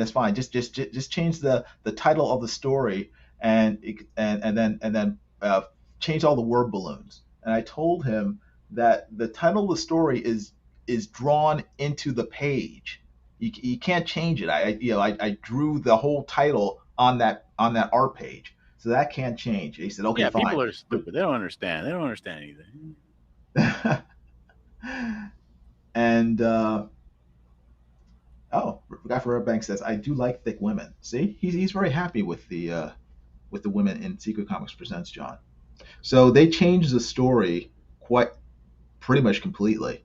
So the story and the art don't necessarily match up in the devil story. It does, but well, that's what I was just saying. It matches up, kind of, but it's not the story that I drew the pictures based on. If that makes sense. Makes sense to me. Okay. But as long as nobody notices, and as long as nobody hears this live stream where I just told them all about it. I noticed, But don't tell anyone, John. Keep the thing is this, Jim, your artwork is great. You know that your artwork is better than the stories. But shut up. Your art, if I, because I'm not gonna say your artwork is the best artwork I ever seen, because it ain't. Hey, man. God damn. Stop being a namby-pamby. So, if I'm putting a scale of 0 to 10. Yeah. The writing for this book is hovering right somewhere around a 2. Aw.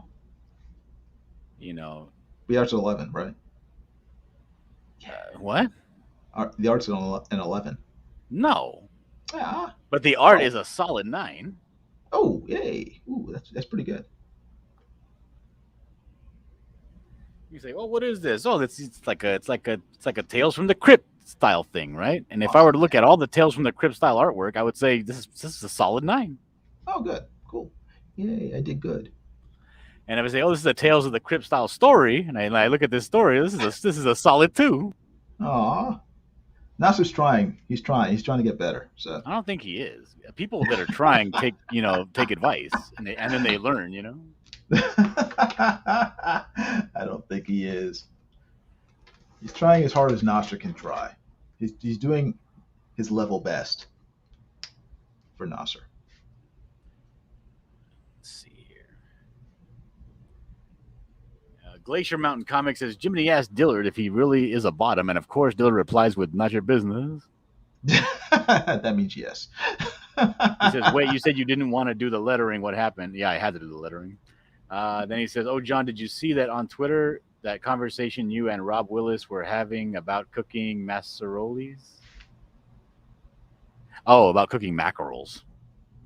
That is not how you spell mackerels." Mackerels? You mean the fish? Yeah. Okay. He typed in massarolis. What? I got a notification that the CEO of Marvel Studios liked it, and then she followed me. Okay. Hey, guy from Red Bank, take care. Did she follow you guys too? I have no idea. He says, those are super short stories. Yeah. Then he says, today was National Braless Day. No one seems to want to commemorate the event. I didn't wear my bra, so there you go. I celebrated. Yeah. Glacier Comics says, I've been celebrating all day in Prague.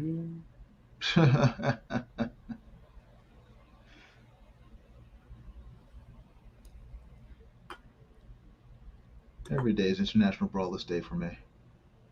Not me. Oh, man. Oh, yeah? Okay.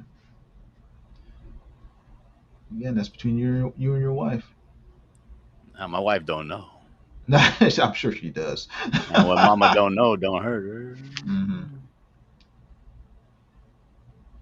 I'm sure all those double F bras that she found in your hey now. Well, I'm just saying. I'm barely a C. No, yeah, right. John. Now I may be a 56C, but I'm still a C. Mm-hmm. Yeah. 46 double G. No, 56. Terrible. I have broad shoulders, Jim. Mm-hmm. Ah, yes.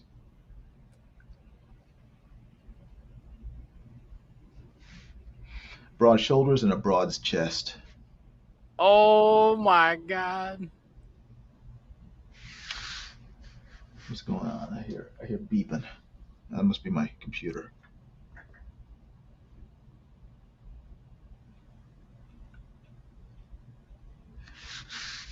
Let's see here. Second, gotta plug in my phone because it is dying.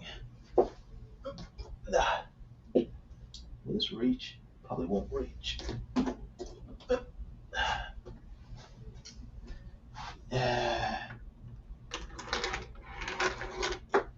Let's see.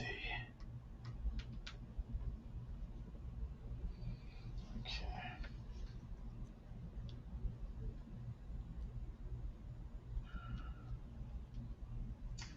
There we go. Okay, cool. We got one person left, so keep talking. We'll be able to chase them away too.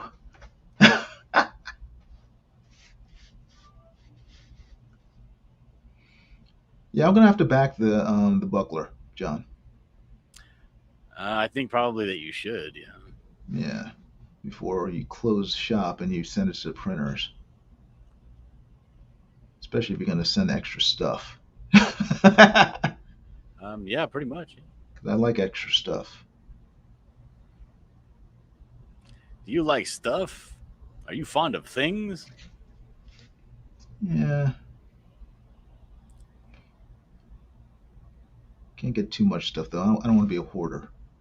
I have to watch that show every once in a while just to remind myself not to end up like that. I also watch shows of people that have like chronic illnesses, Uh, just so I can feel better about myself not being one of them. yeah, I don't watch it to feel better about myself. I watch it as a warning to myself. You know, if you don't like curb your bad habits, you're gonna end up just like this. So, That's also why I watched that show, My 600-Pound Life. oh gosh, oh my, I can't watch that show. It's too depressing to me. It's just because I don't know. It just seems like it just feeds their. This makes it worse for them, in a sense, by making them celebrities. um, let's see. What time is it? I keep losing track of the time. I should probably wear my watch. That would help. It's 9 o'clock. So let's see if I can get this done in an hour, which I doubt. But Well, you maybe we endeavor to should. persevere. Meanwhile, I have to go and buy some cigarettes and use the restroom. No, no. Okay. Well, don't smoke too much. I'm not But smoking at all. I need cigarettes. I know. But thanks for hanging out, John. It's good talking to you. Yeah, I'll be back. Okay. Well, All right, bye. bye bye. You take care.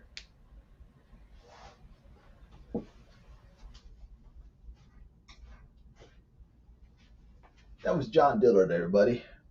There's one person left in the chat, and probably he's here. He says, I'm never bored. I don't mind being a pack rat. Okay, well, good. Glacier Mountain Comics says, all right, let's make up some dead air. Question for both of you. You get a team of 5 characters. All Marvel characters are on the table. You only get 2 X-Men, though. Make a team and name it. Go. Oops. Just unplugged my phone. Let me think of how I can. Well, I got the question, so I can plug my phone back in and let that charge up while I think. If I had a team, only 2 X-Men, 5 characters, in Marvel, it would probably. Hold on one second.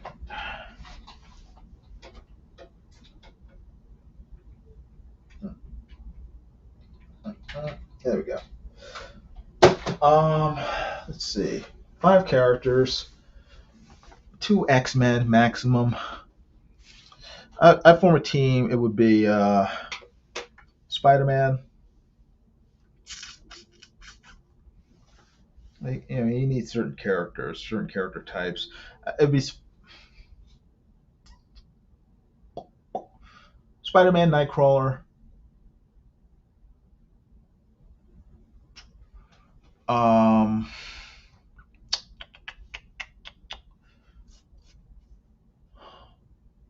I don't know. I don't know. I'd have to think about that.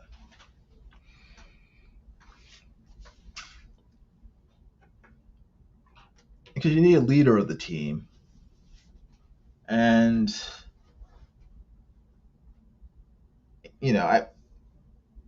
I'll say Captain America as a leader, Nightcrawler, Spider-Man.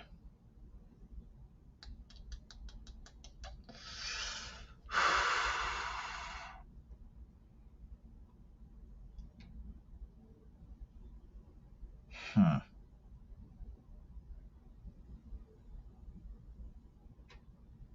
I don't know. I'd have to think about it. So, meanwhile, let me figure out my pen situation. I just had it in my hand. Actually, let me use my brush pen. Give that a shot.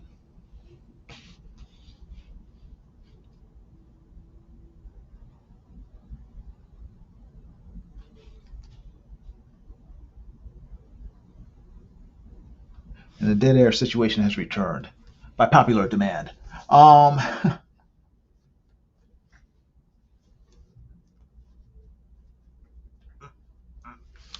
Yeah, I'm just gonna unplug the phone so I can actually see what's going on in the chat.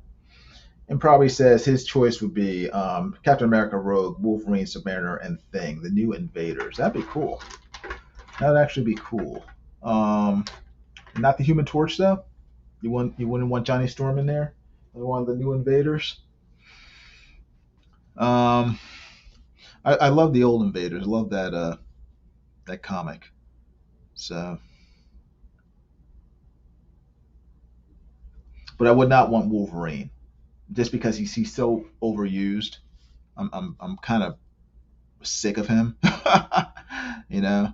So, and does he still have like those new superheated claws, which I thought were idiotic when they introduced them? What was it, like a year ago or something? Just something stupid like that.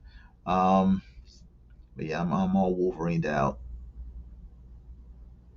It's like I don't want any teams with Wolverine, Lobo, or Batman in them because they're so overused at this point that, or they have been over the past 30 years, 20, yeah, 20 years, that, no, 30 years, I guess, since the 90s, that, I just lost any appetite to see them in a team.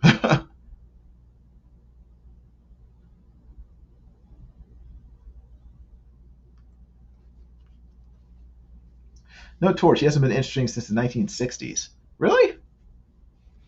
I like the Human Torch. And since, the he was, the original one was in the Invaders, I thought he would be a good addition to any new Invaders. I included Cap and Submariner.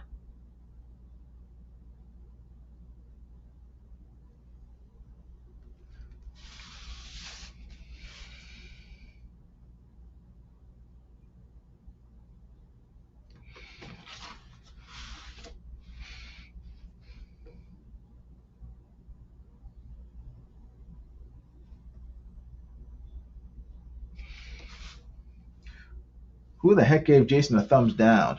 It's probably Nasser. I got thumbs down. That's okay. That's all right. You know, I guess it all helps the algorithm. So it might have been my mom. So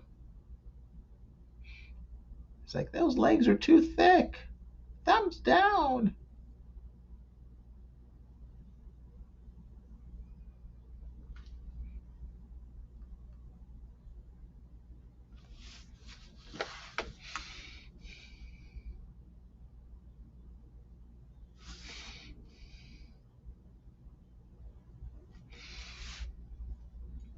Tough mom. Yeah, she is tough.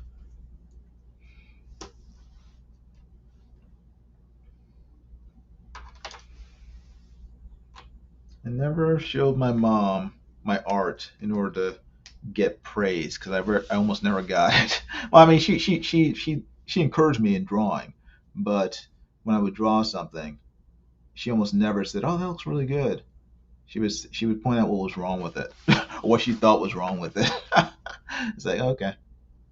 And then I got to a point where, like, in order for me to figure out if the drawing was good or not, I would show it to my mom, and if my mom didn't like it, then I knew that I did the right thing. And it's like, oh, I don't like that. It's like, okay, good. That means it's a good drawing. My wife's the same way. So like, I'll show my wife something. She's like, oh, I don't like that. He looks wrong. I say, okay, good. I did the right thing. I did a good job. They don't like it.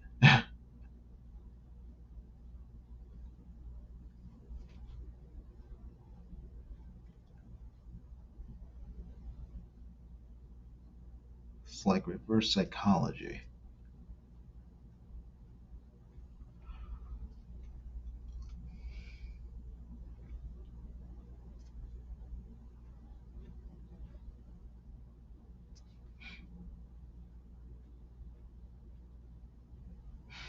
Let's see.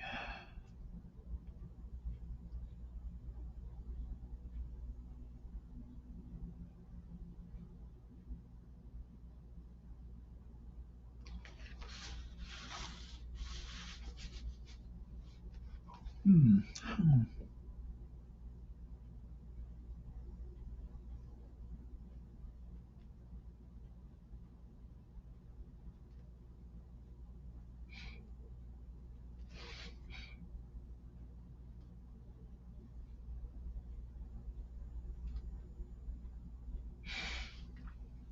If ever, when would you be free to work on a book?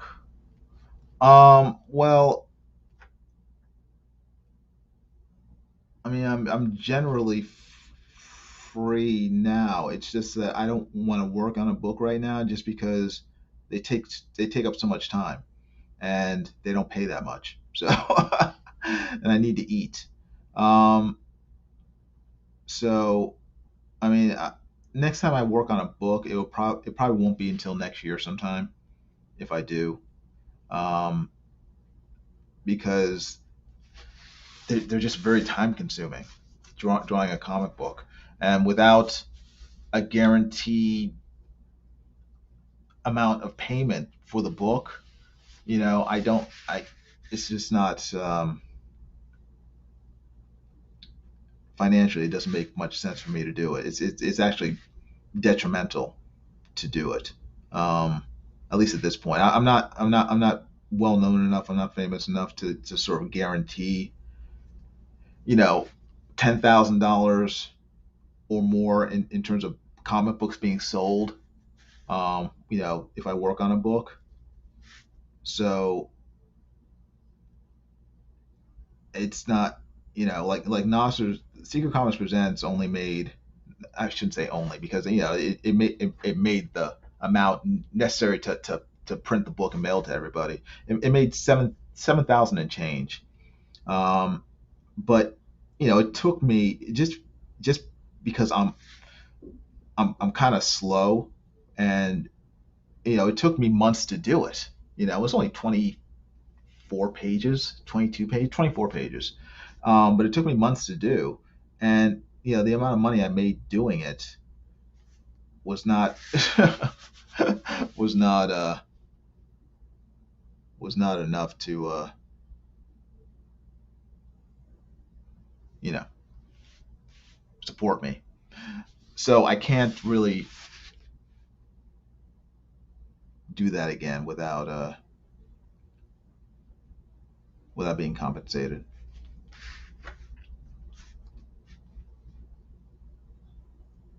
Not that I wasn't compensated, but yeah, I gave Nasser like a severe discount, because I wanted to work on a book, and I wanted the experience of doing another comic book, because I mean, I haven't drawn a comic book, a real comic book, in almost 30 years, 25 years. So, and I enjoyed it. It was fun, but it is a lot of work. It's very time consuming, and having experienced it again, I need it made me it just pounded home the fact that in order to do it, I need to make enough money to justify the time I put into it. If that makes sense. All right, let's see. All right.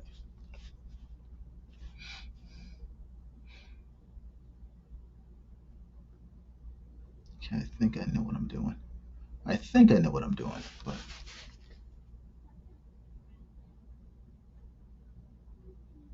it doesn't mean I do.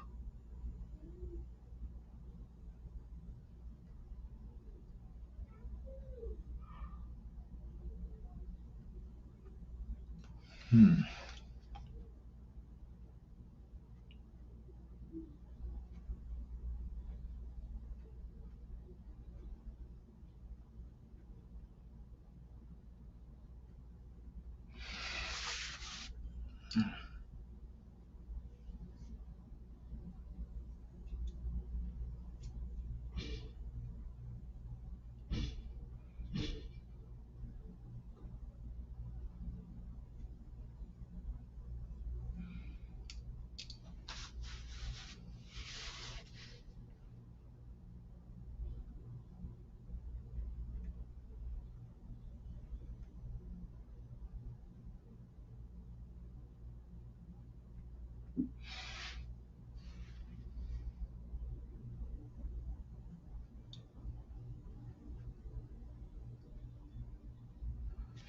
It probably says, "Did you learn some tricks on Secret Comics to speed up your artwork for future assignments?" Did I learn some tricks to speed up my work?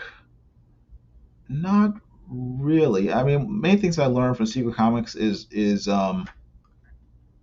the how to um, how to deal with the proportions in terms of,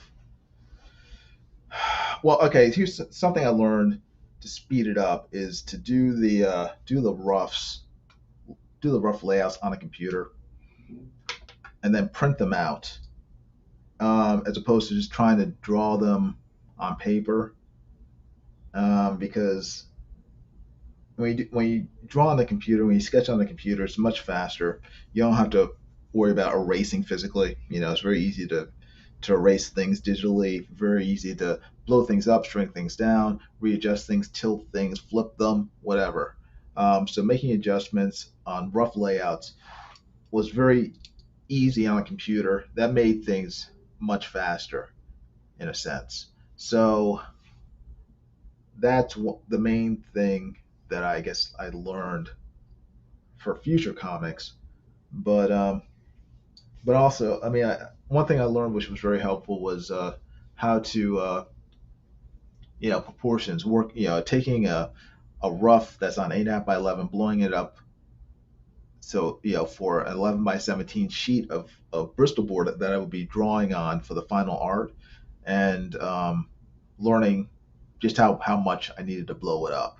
Um, and then in addition to that, how the artwork would eventually fit on the template for the printer.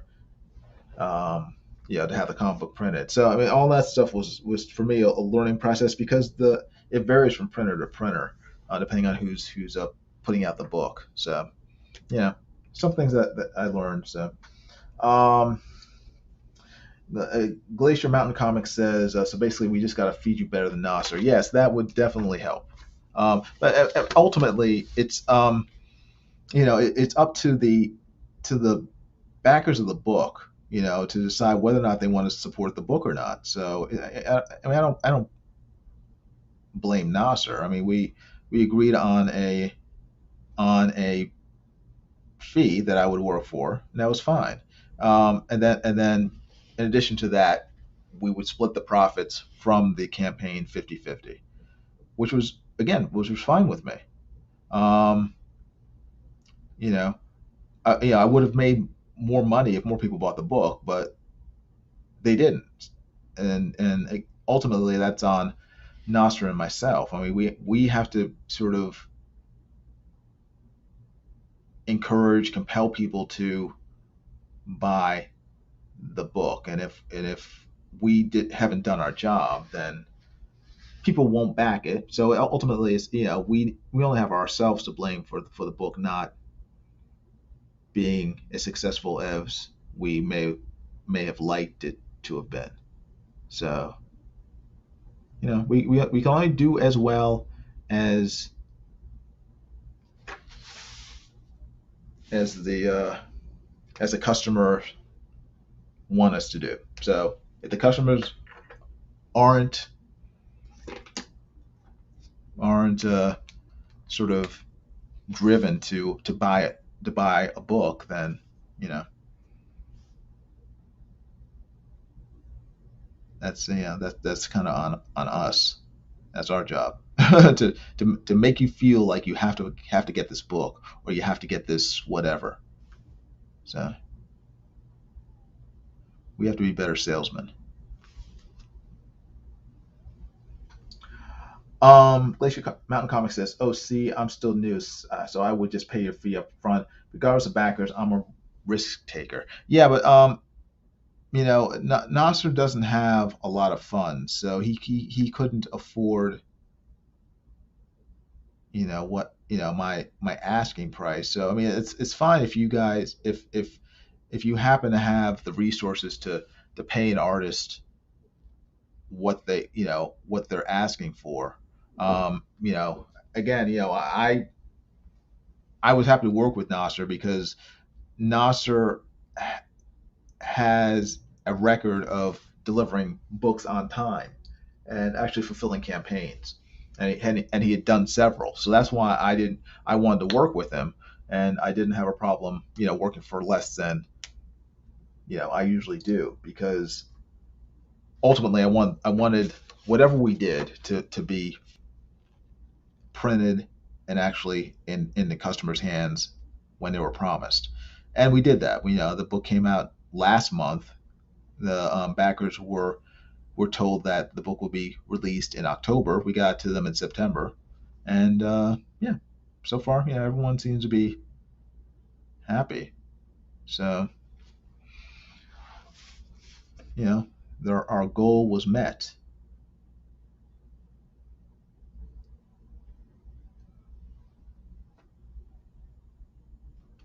But yeah, but you should never pay your artists up front. I mean, you should pay them a certain amount, but if you pay them up front, there's no. You need to leave.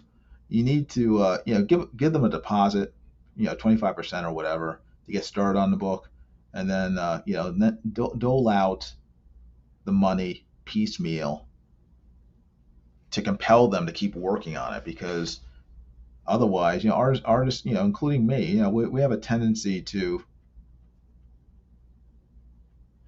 forget, get complacent, get lazy. You need to continue to hold the promise of payment dangling in front of them, to get them across the finish line. So don't ever pay all the money up front. Pay 25% up front, and then after that, I mean, if it were me, if I would pay them on a page rate, every 5 pages they drew, I would send them a new payment, and it'd be on a page per page basis. So, if I were paying like $100 a page for artwork, and it was a 25-page book or 24-page book, I pay 25% up front, which would be, I guess, $600 for 24 pages. Um, and then every 5 pages after that, or every 4 pages rather, every 4 pages after that, I would make another payment to them. So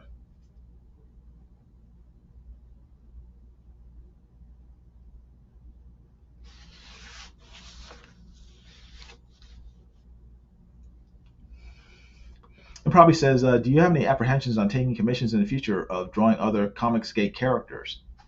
Of drawing other, do you have any apprehensions? Sorry, do you have any apprehensions on taking commissions in the future of drawing other ComicsGate creators?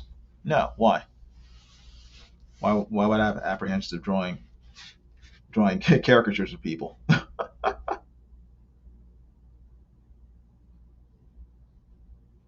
Am I afraid they're going to get mad because I draw a caricature of them? No, I don't think they would mind.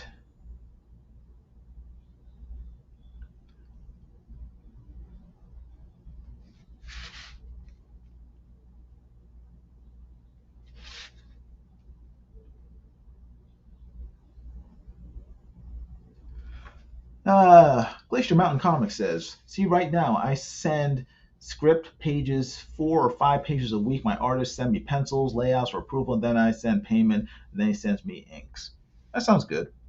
Yeah. Um, I probably would not send payment until I got the inks back. But if you found a system, a rhythm for getting your artists to do the work on time, and that works, then cool, keep it up. I mean, I think that's the key. I mean, whatever system you use, whatever system you and your artist agrees on, where he gets paid and you get the artwork you're promised from him, that's a good system, and you should stick to it.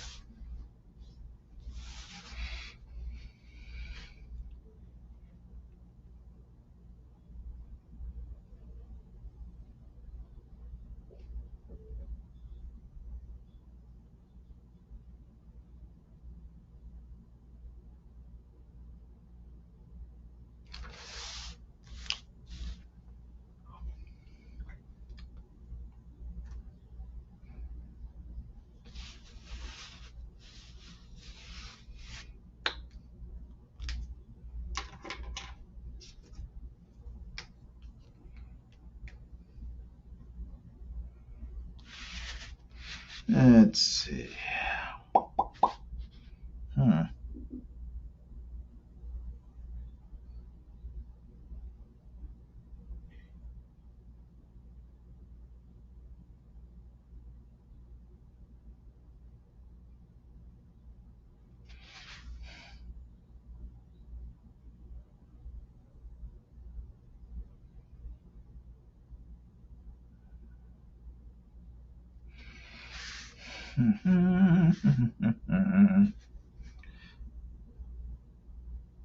I think I'm gonna put on the music again because again I don't like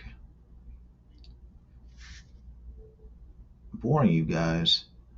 And actually, nope.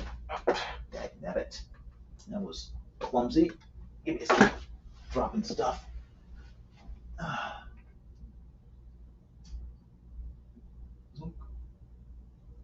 Zoom in a little, but I don't like boring you guys, and I'm not much of a.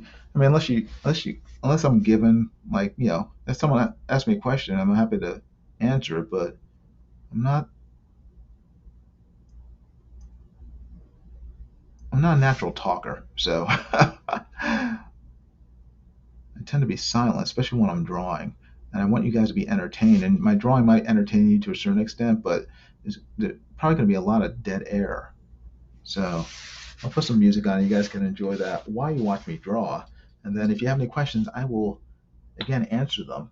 And hopefully this stream will be a little more entertaining for whoever wanders in. The three people still here, which is awesome. Thank you very much for watching. I appreciate it. Thanks for hanging out with me, putting up with me. It's about 9:30, 9:34. I want to finish this today, but I'll do my best. Shoot. Hmm. Actually, I'm gonna have to end the stream in little about half an hour. I'm gonna have to end the stream because I have to get something done. But should hope to finish this before that. But I will get as much done as I can, and we'll see what we can get with this. I'll start working on Nasser's little creepster thing right there, and then see if we can at least get that guy done, and then my rest is just background, other than reflections on Cyberfrog. So we're 75% there, 80%. Okay, let's go.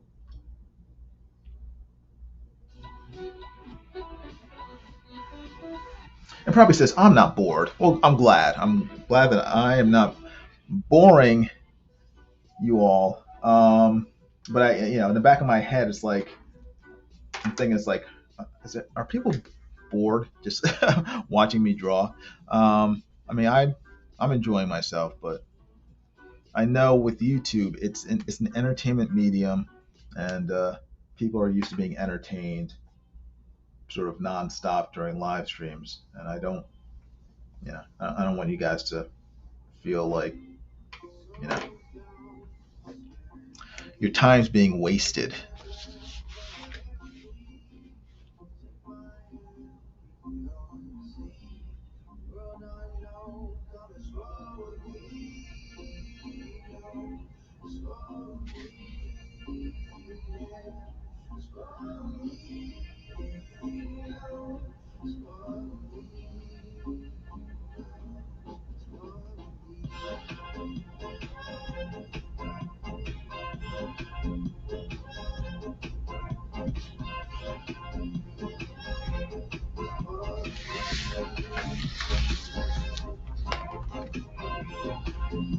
Don't worry, we'll pepper you with questions soon enough. Okay, cool. I'll be here. Let me see this little creepster guy John Dillard designed.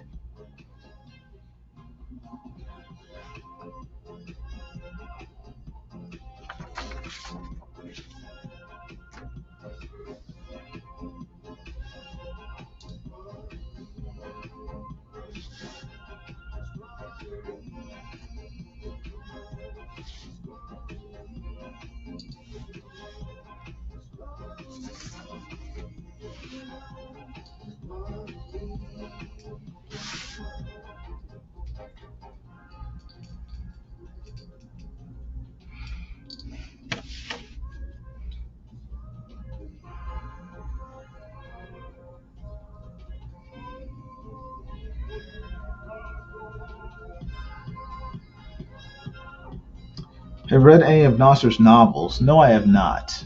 Um, Kind of feel bad about that, but not too bad.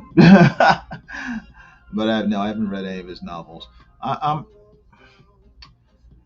I mean, he sent me scripts for some novels that he wrote, and I've read them, but I don't think any of them have been printed yet. So I guess I have read his novels, but none of his printed novels. Um, I do, I feel a little bad, but it's just time consuming, you know.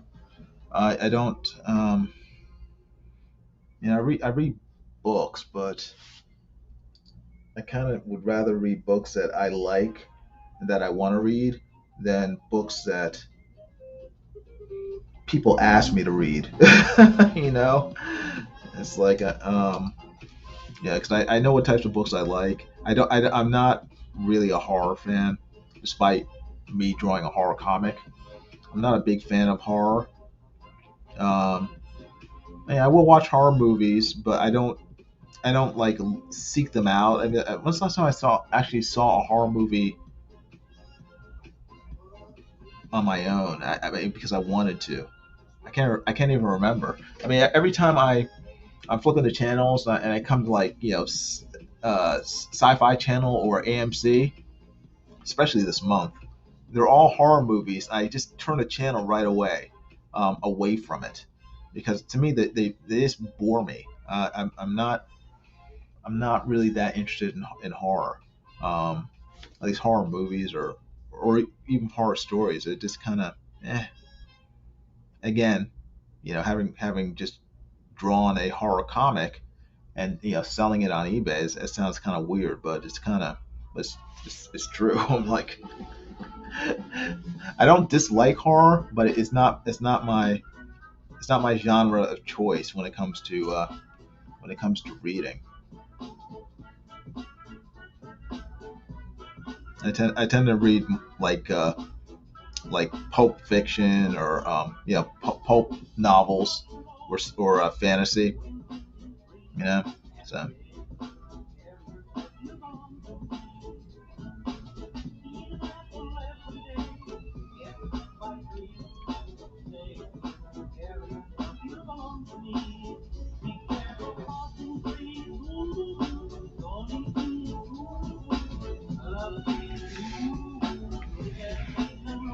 Can you draw anything like sci-fi things and demons?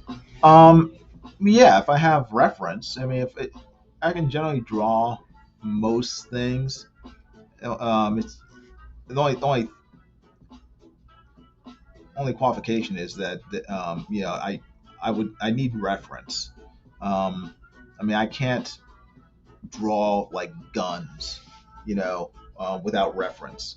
It would look like it would look like a child drew it. Same thing with cars. I know what a car looks like, but in order for it to look decent, I need reference to go from. Things like buildings or cars, machines. I can't really draw those out of my head without seeing reference to make them look accurate. So yes, I can draw pretty much anything, but there's a good chance that it would require reference from me to in order to make it look good.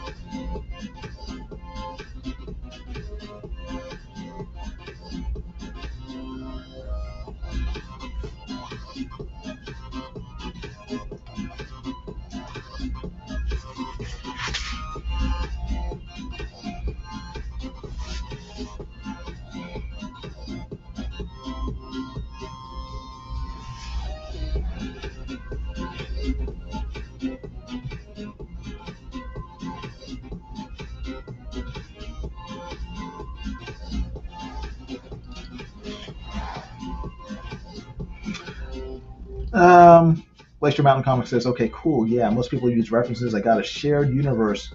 All character designs already done. I'm planning a crazy 2022 with multiple books in production at once, so I'm just throwing out feelers. Oh, okay, gotcha.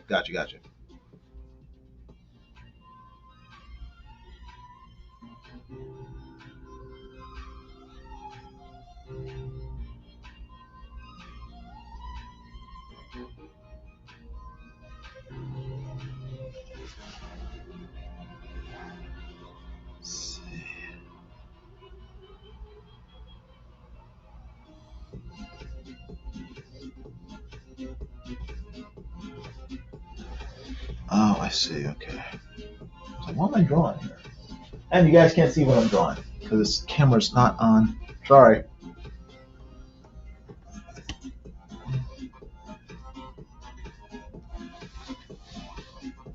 There we go. That's a little better. A little few. Let's see. Camera. There we go. That's a little better.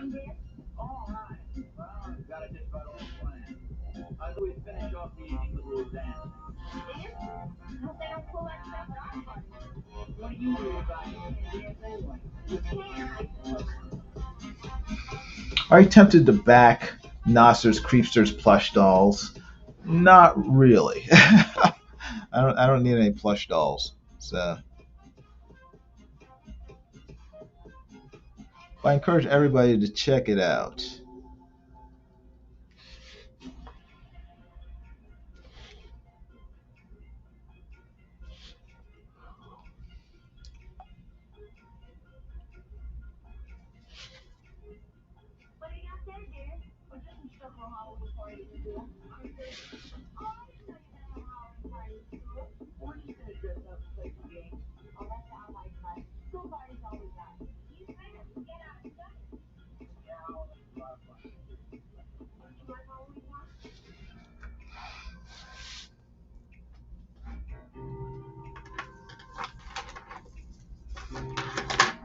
Ah, crap.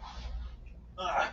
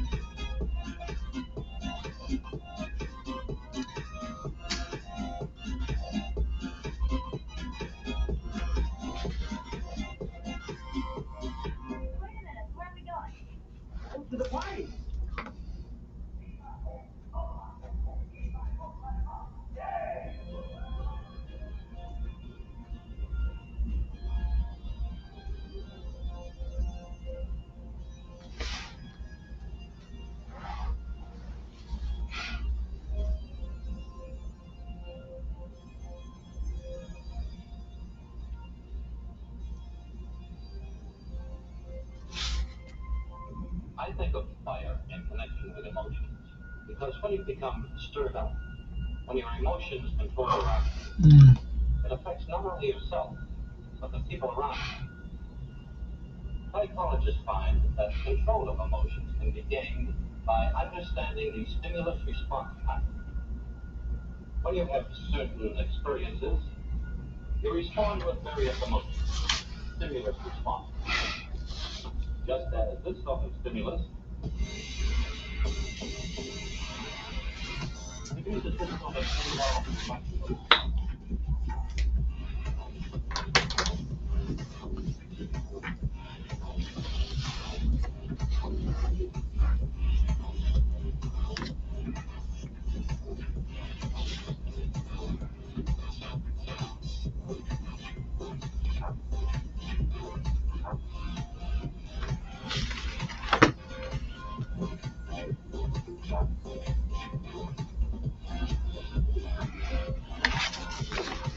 Nature endows us at birth with three general patterns of emotional response.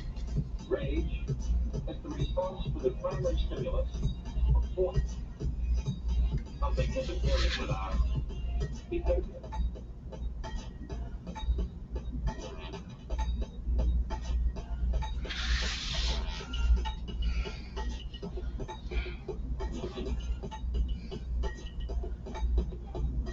Fear is the response to loud noises or loss of support.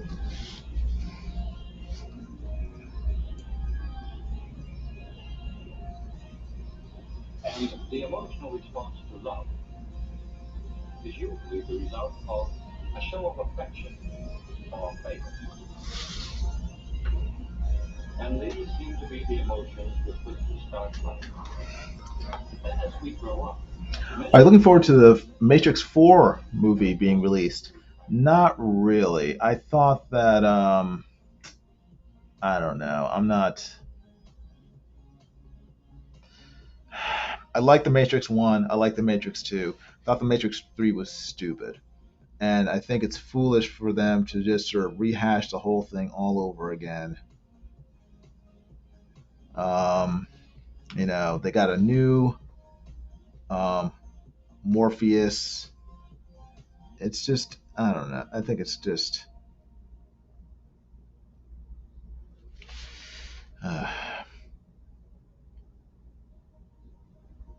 don't see the point other than it being a cash grab. It's like what is the point? They have nothing really new to say. So why waste the time? So I'm not a big. There aren't any movies I'm really looking forward to seeing at this point. I mean, the only movie that I was looking forward to seeing was the James Bond movie, and that was just disappointing to me. So right now, I can't think of one movie that I have any interest in seeing.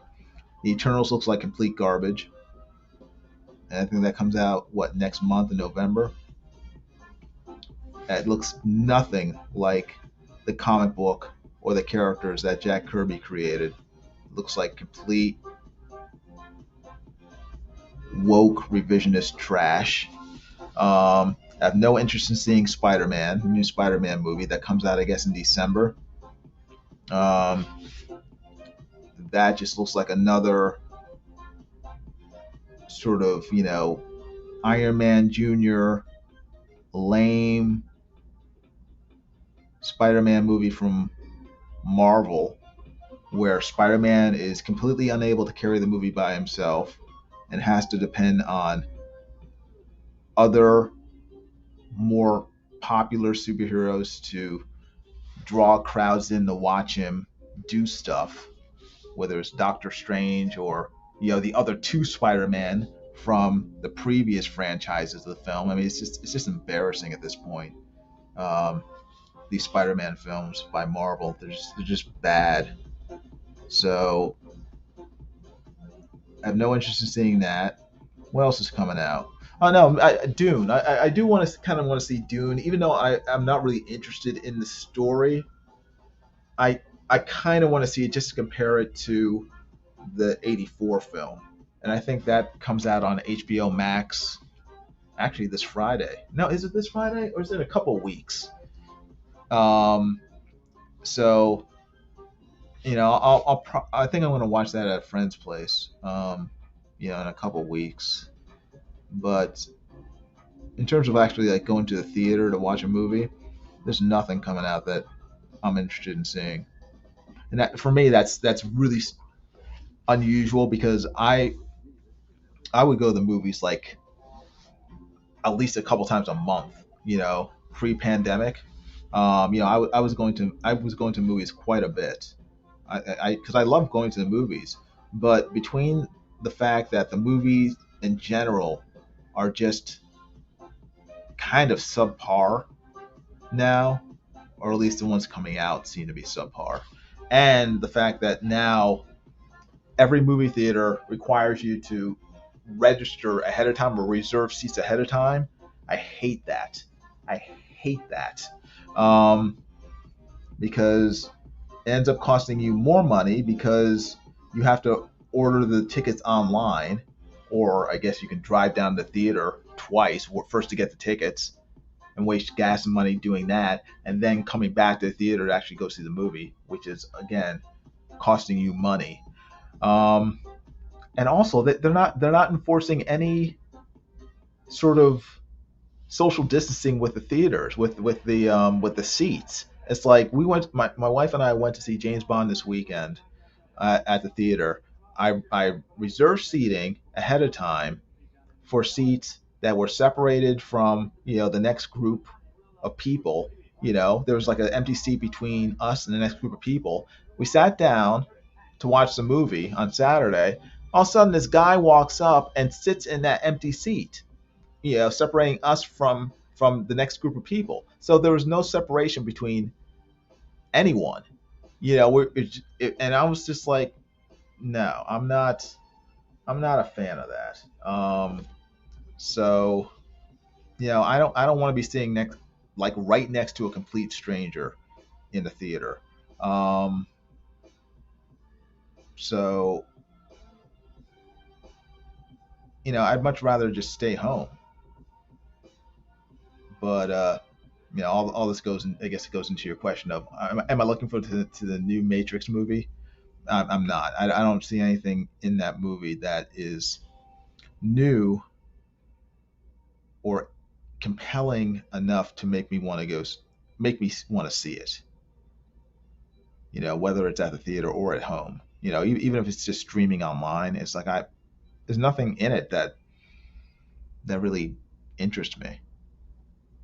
And I liked the original film. I liked the Matrix 2, but by the Matrix 3, it was they were just they had run out of ideas, and I just thought the Matrix 3 was just kind of bad.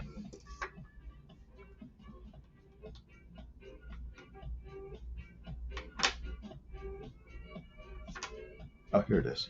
I'm like, where's that pen I'm looking for? I want to at least get Chomper done.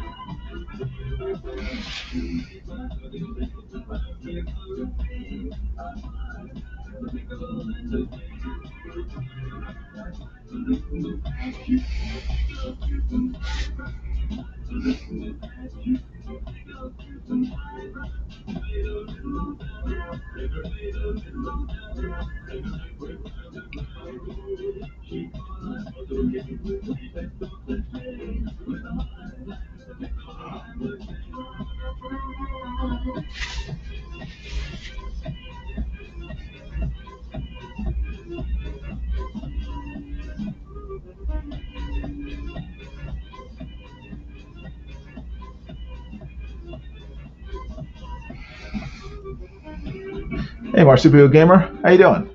Good seeing you. Hope you're doing well.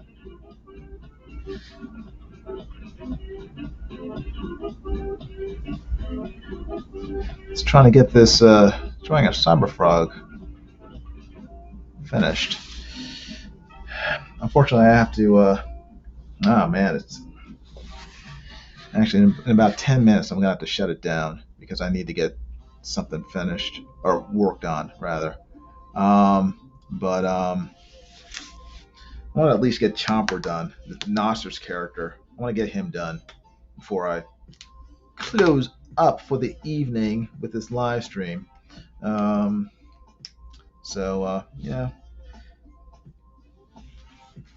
that's coming along.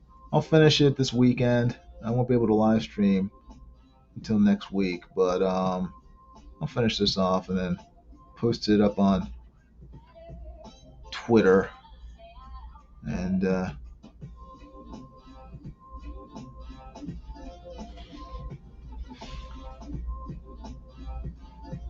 hopefully you guys will like it.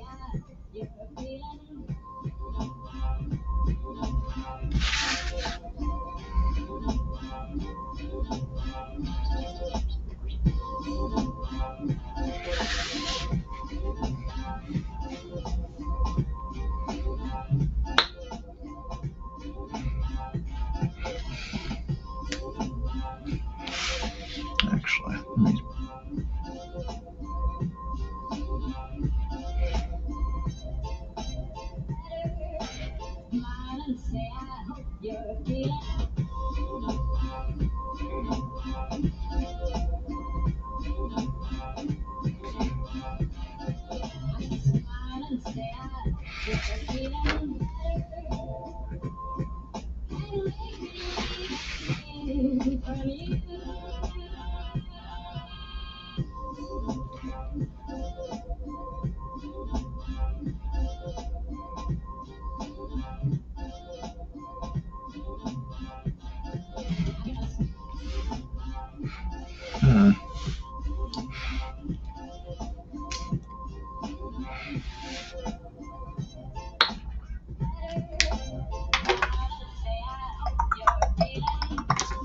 let's see what pen is that.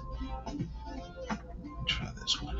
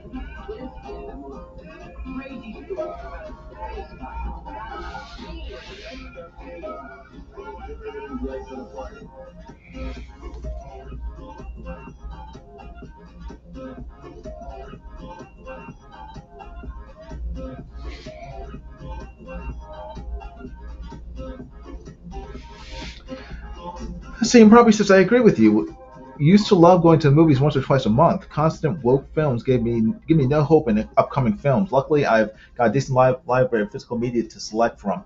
Yeah, I mean, I have a lot of. I don't have physical media. I have some physical DVDs and stuff, but most of my films are they're on my computer. So that because I don't have enough space for all the movies that I would want. So I just put them on my computer, and that way I don't have to have endless amounts of you know bookshelves to store all of the DVDs and everything. So they're on my computer. I'm able to watch them on my big screen through Wi-Fi. I use a program, an app called Plex, Plex, and you can download it from um, you know the Apple Store or the what's the other one, the Google Play Store, and it's pretty cool. I mean, you can watch streaming movies through Plex, but mainly it's used so that you can use your own computer as a server to watch your own media, whether it's film, TVs, music, whatever. I mean, I have like wedding videos on there. It's all stored on my computer, and so whenever I want to watch something, I just go to my TV, hit the button, Plex comes up, and it also it's across all devices. So I have Plex on my phone, so that when I'm away from home, I can access my computer, watch movies and TV shows on my phone or on my tablet or wherever. So it's a great app, um, and yeah, it's yeah, I just I mean, because movies like the Eternals, I love the Eternals comic when I was a kid, and it's the type of movie that I would or I should want to watch, should be looking forward to, because it's my favorite comic as a kid, and now they made a live action movie based on it. Except it looks nothing like the comic. It is nothing like the comic, almost nothing. I mean, they've changed so much in the story. They've changed half the characters are gender and race swapped, so they look nothing like they do in the comics. A whole lot of woke crap in it. They've made some of the characters gay, so it's like I have no interest in watching it because it is not they're not the same characters that I fell in love with as a kid, you know. So I mean and it looks boring. It looks like a boring, lame movie. Just aside from all that, it just looks like a lame movie. So you know, I watched the Inhumans, Marvel's Inhumans when it came out on ABC, and it was terrible. I have no interest in paying money to see the Inhumans 2.0, except it's called the Eternals, and that's basically what it looks like. It looks like the newest sequel to Marvel's failed Inhumans TV show.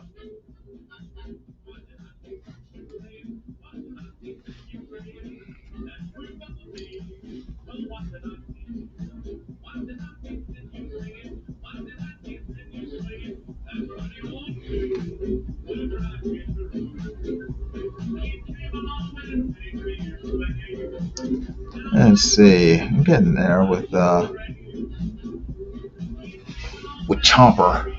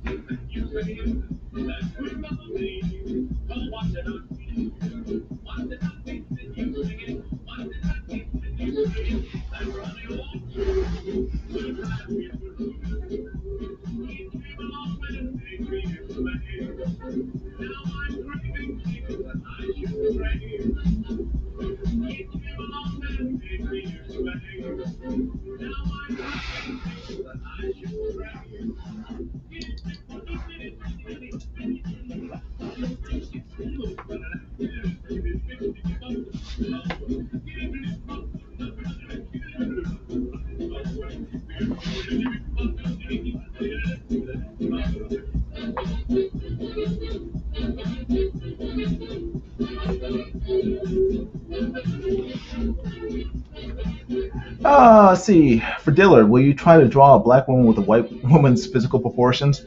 I don't think Dillard's here anymore. He might be. If he's in the chat, he could answer.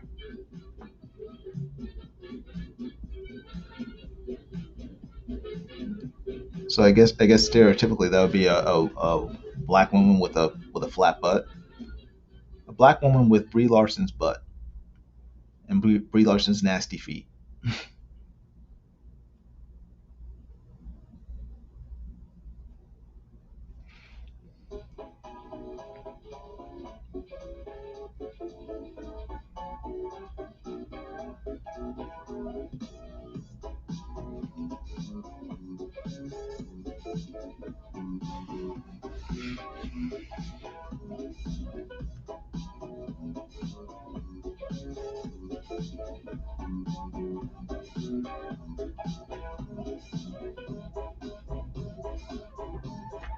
NBM, you're now 7660, WEAF, New York.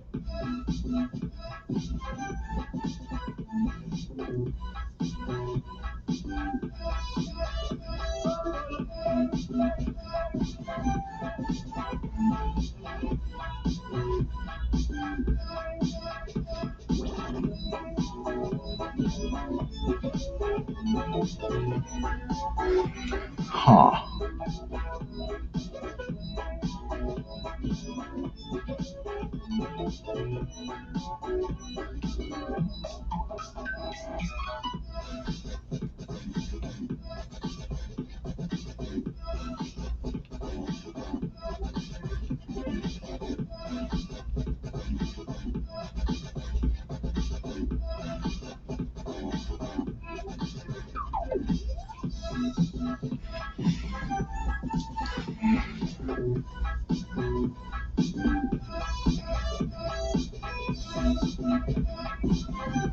Probably Brie Larson's butt. No thanks. Stick with your usual curvy, more eye-pleasing style. Yeah, I don't. I don't really think in terms of. I don't think in terms of ethnicity when I draw women or men. In terms of their body shape, it's just yeah. I draw I draw in terms of appeal. What looks appealing, and then that's what I draw.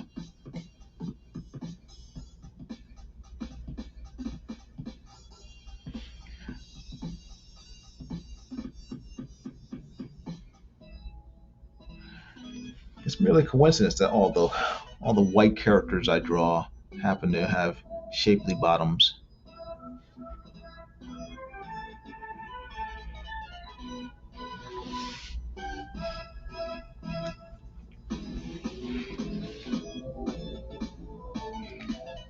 You know what they say, draw what you know.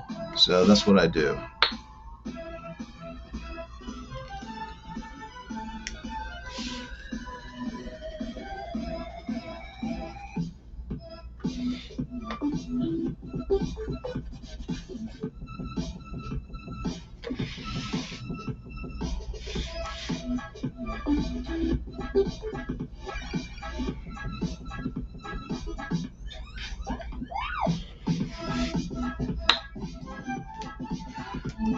All right, let's see.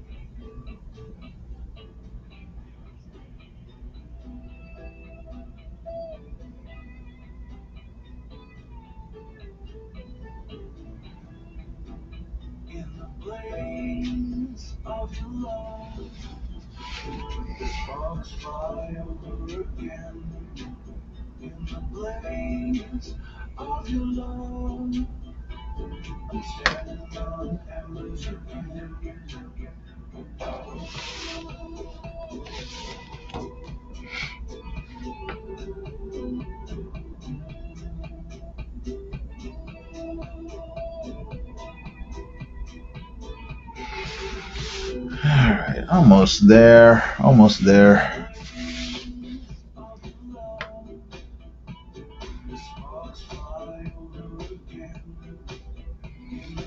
I want to thank Improvi for hanging out with me tonight and for asking me to do those drawings. It's a lot of fun. I do appreciate it.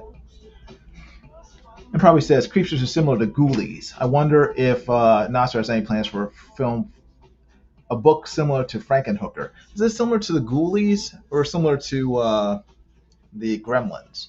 I think it's more Gremlins. Ghoulies is oh no, I'm thinking about the Goonies. Yeah, I didn't see Ghoulies, so maybe it is similar to Ghoulies as well. I always think of it as being like a sort of a knockoff of Gremlins, but it might be similar to Ghoulies as well.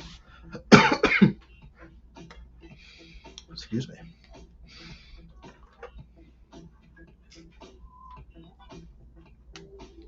And he might have a Frankenhooker book planned. You never know with Nasser.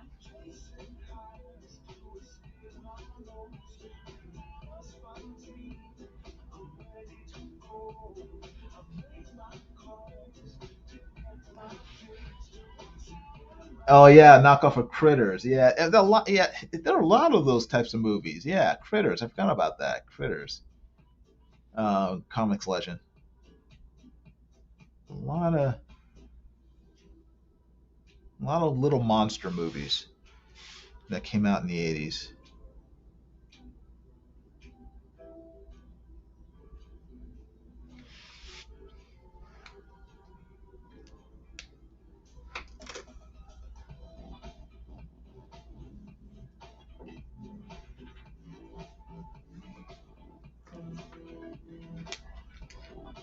Hanging with Jason was all my pleasure.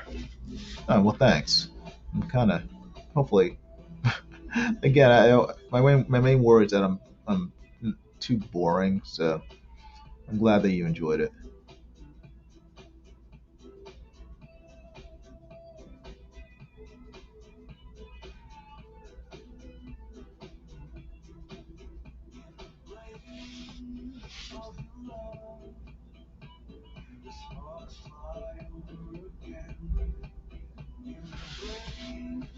Okay.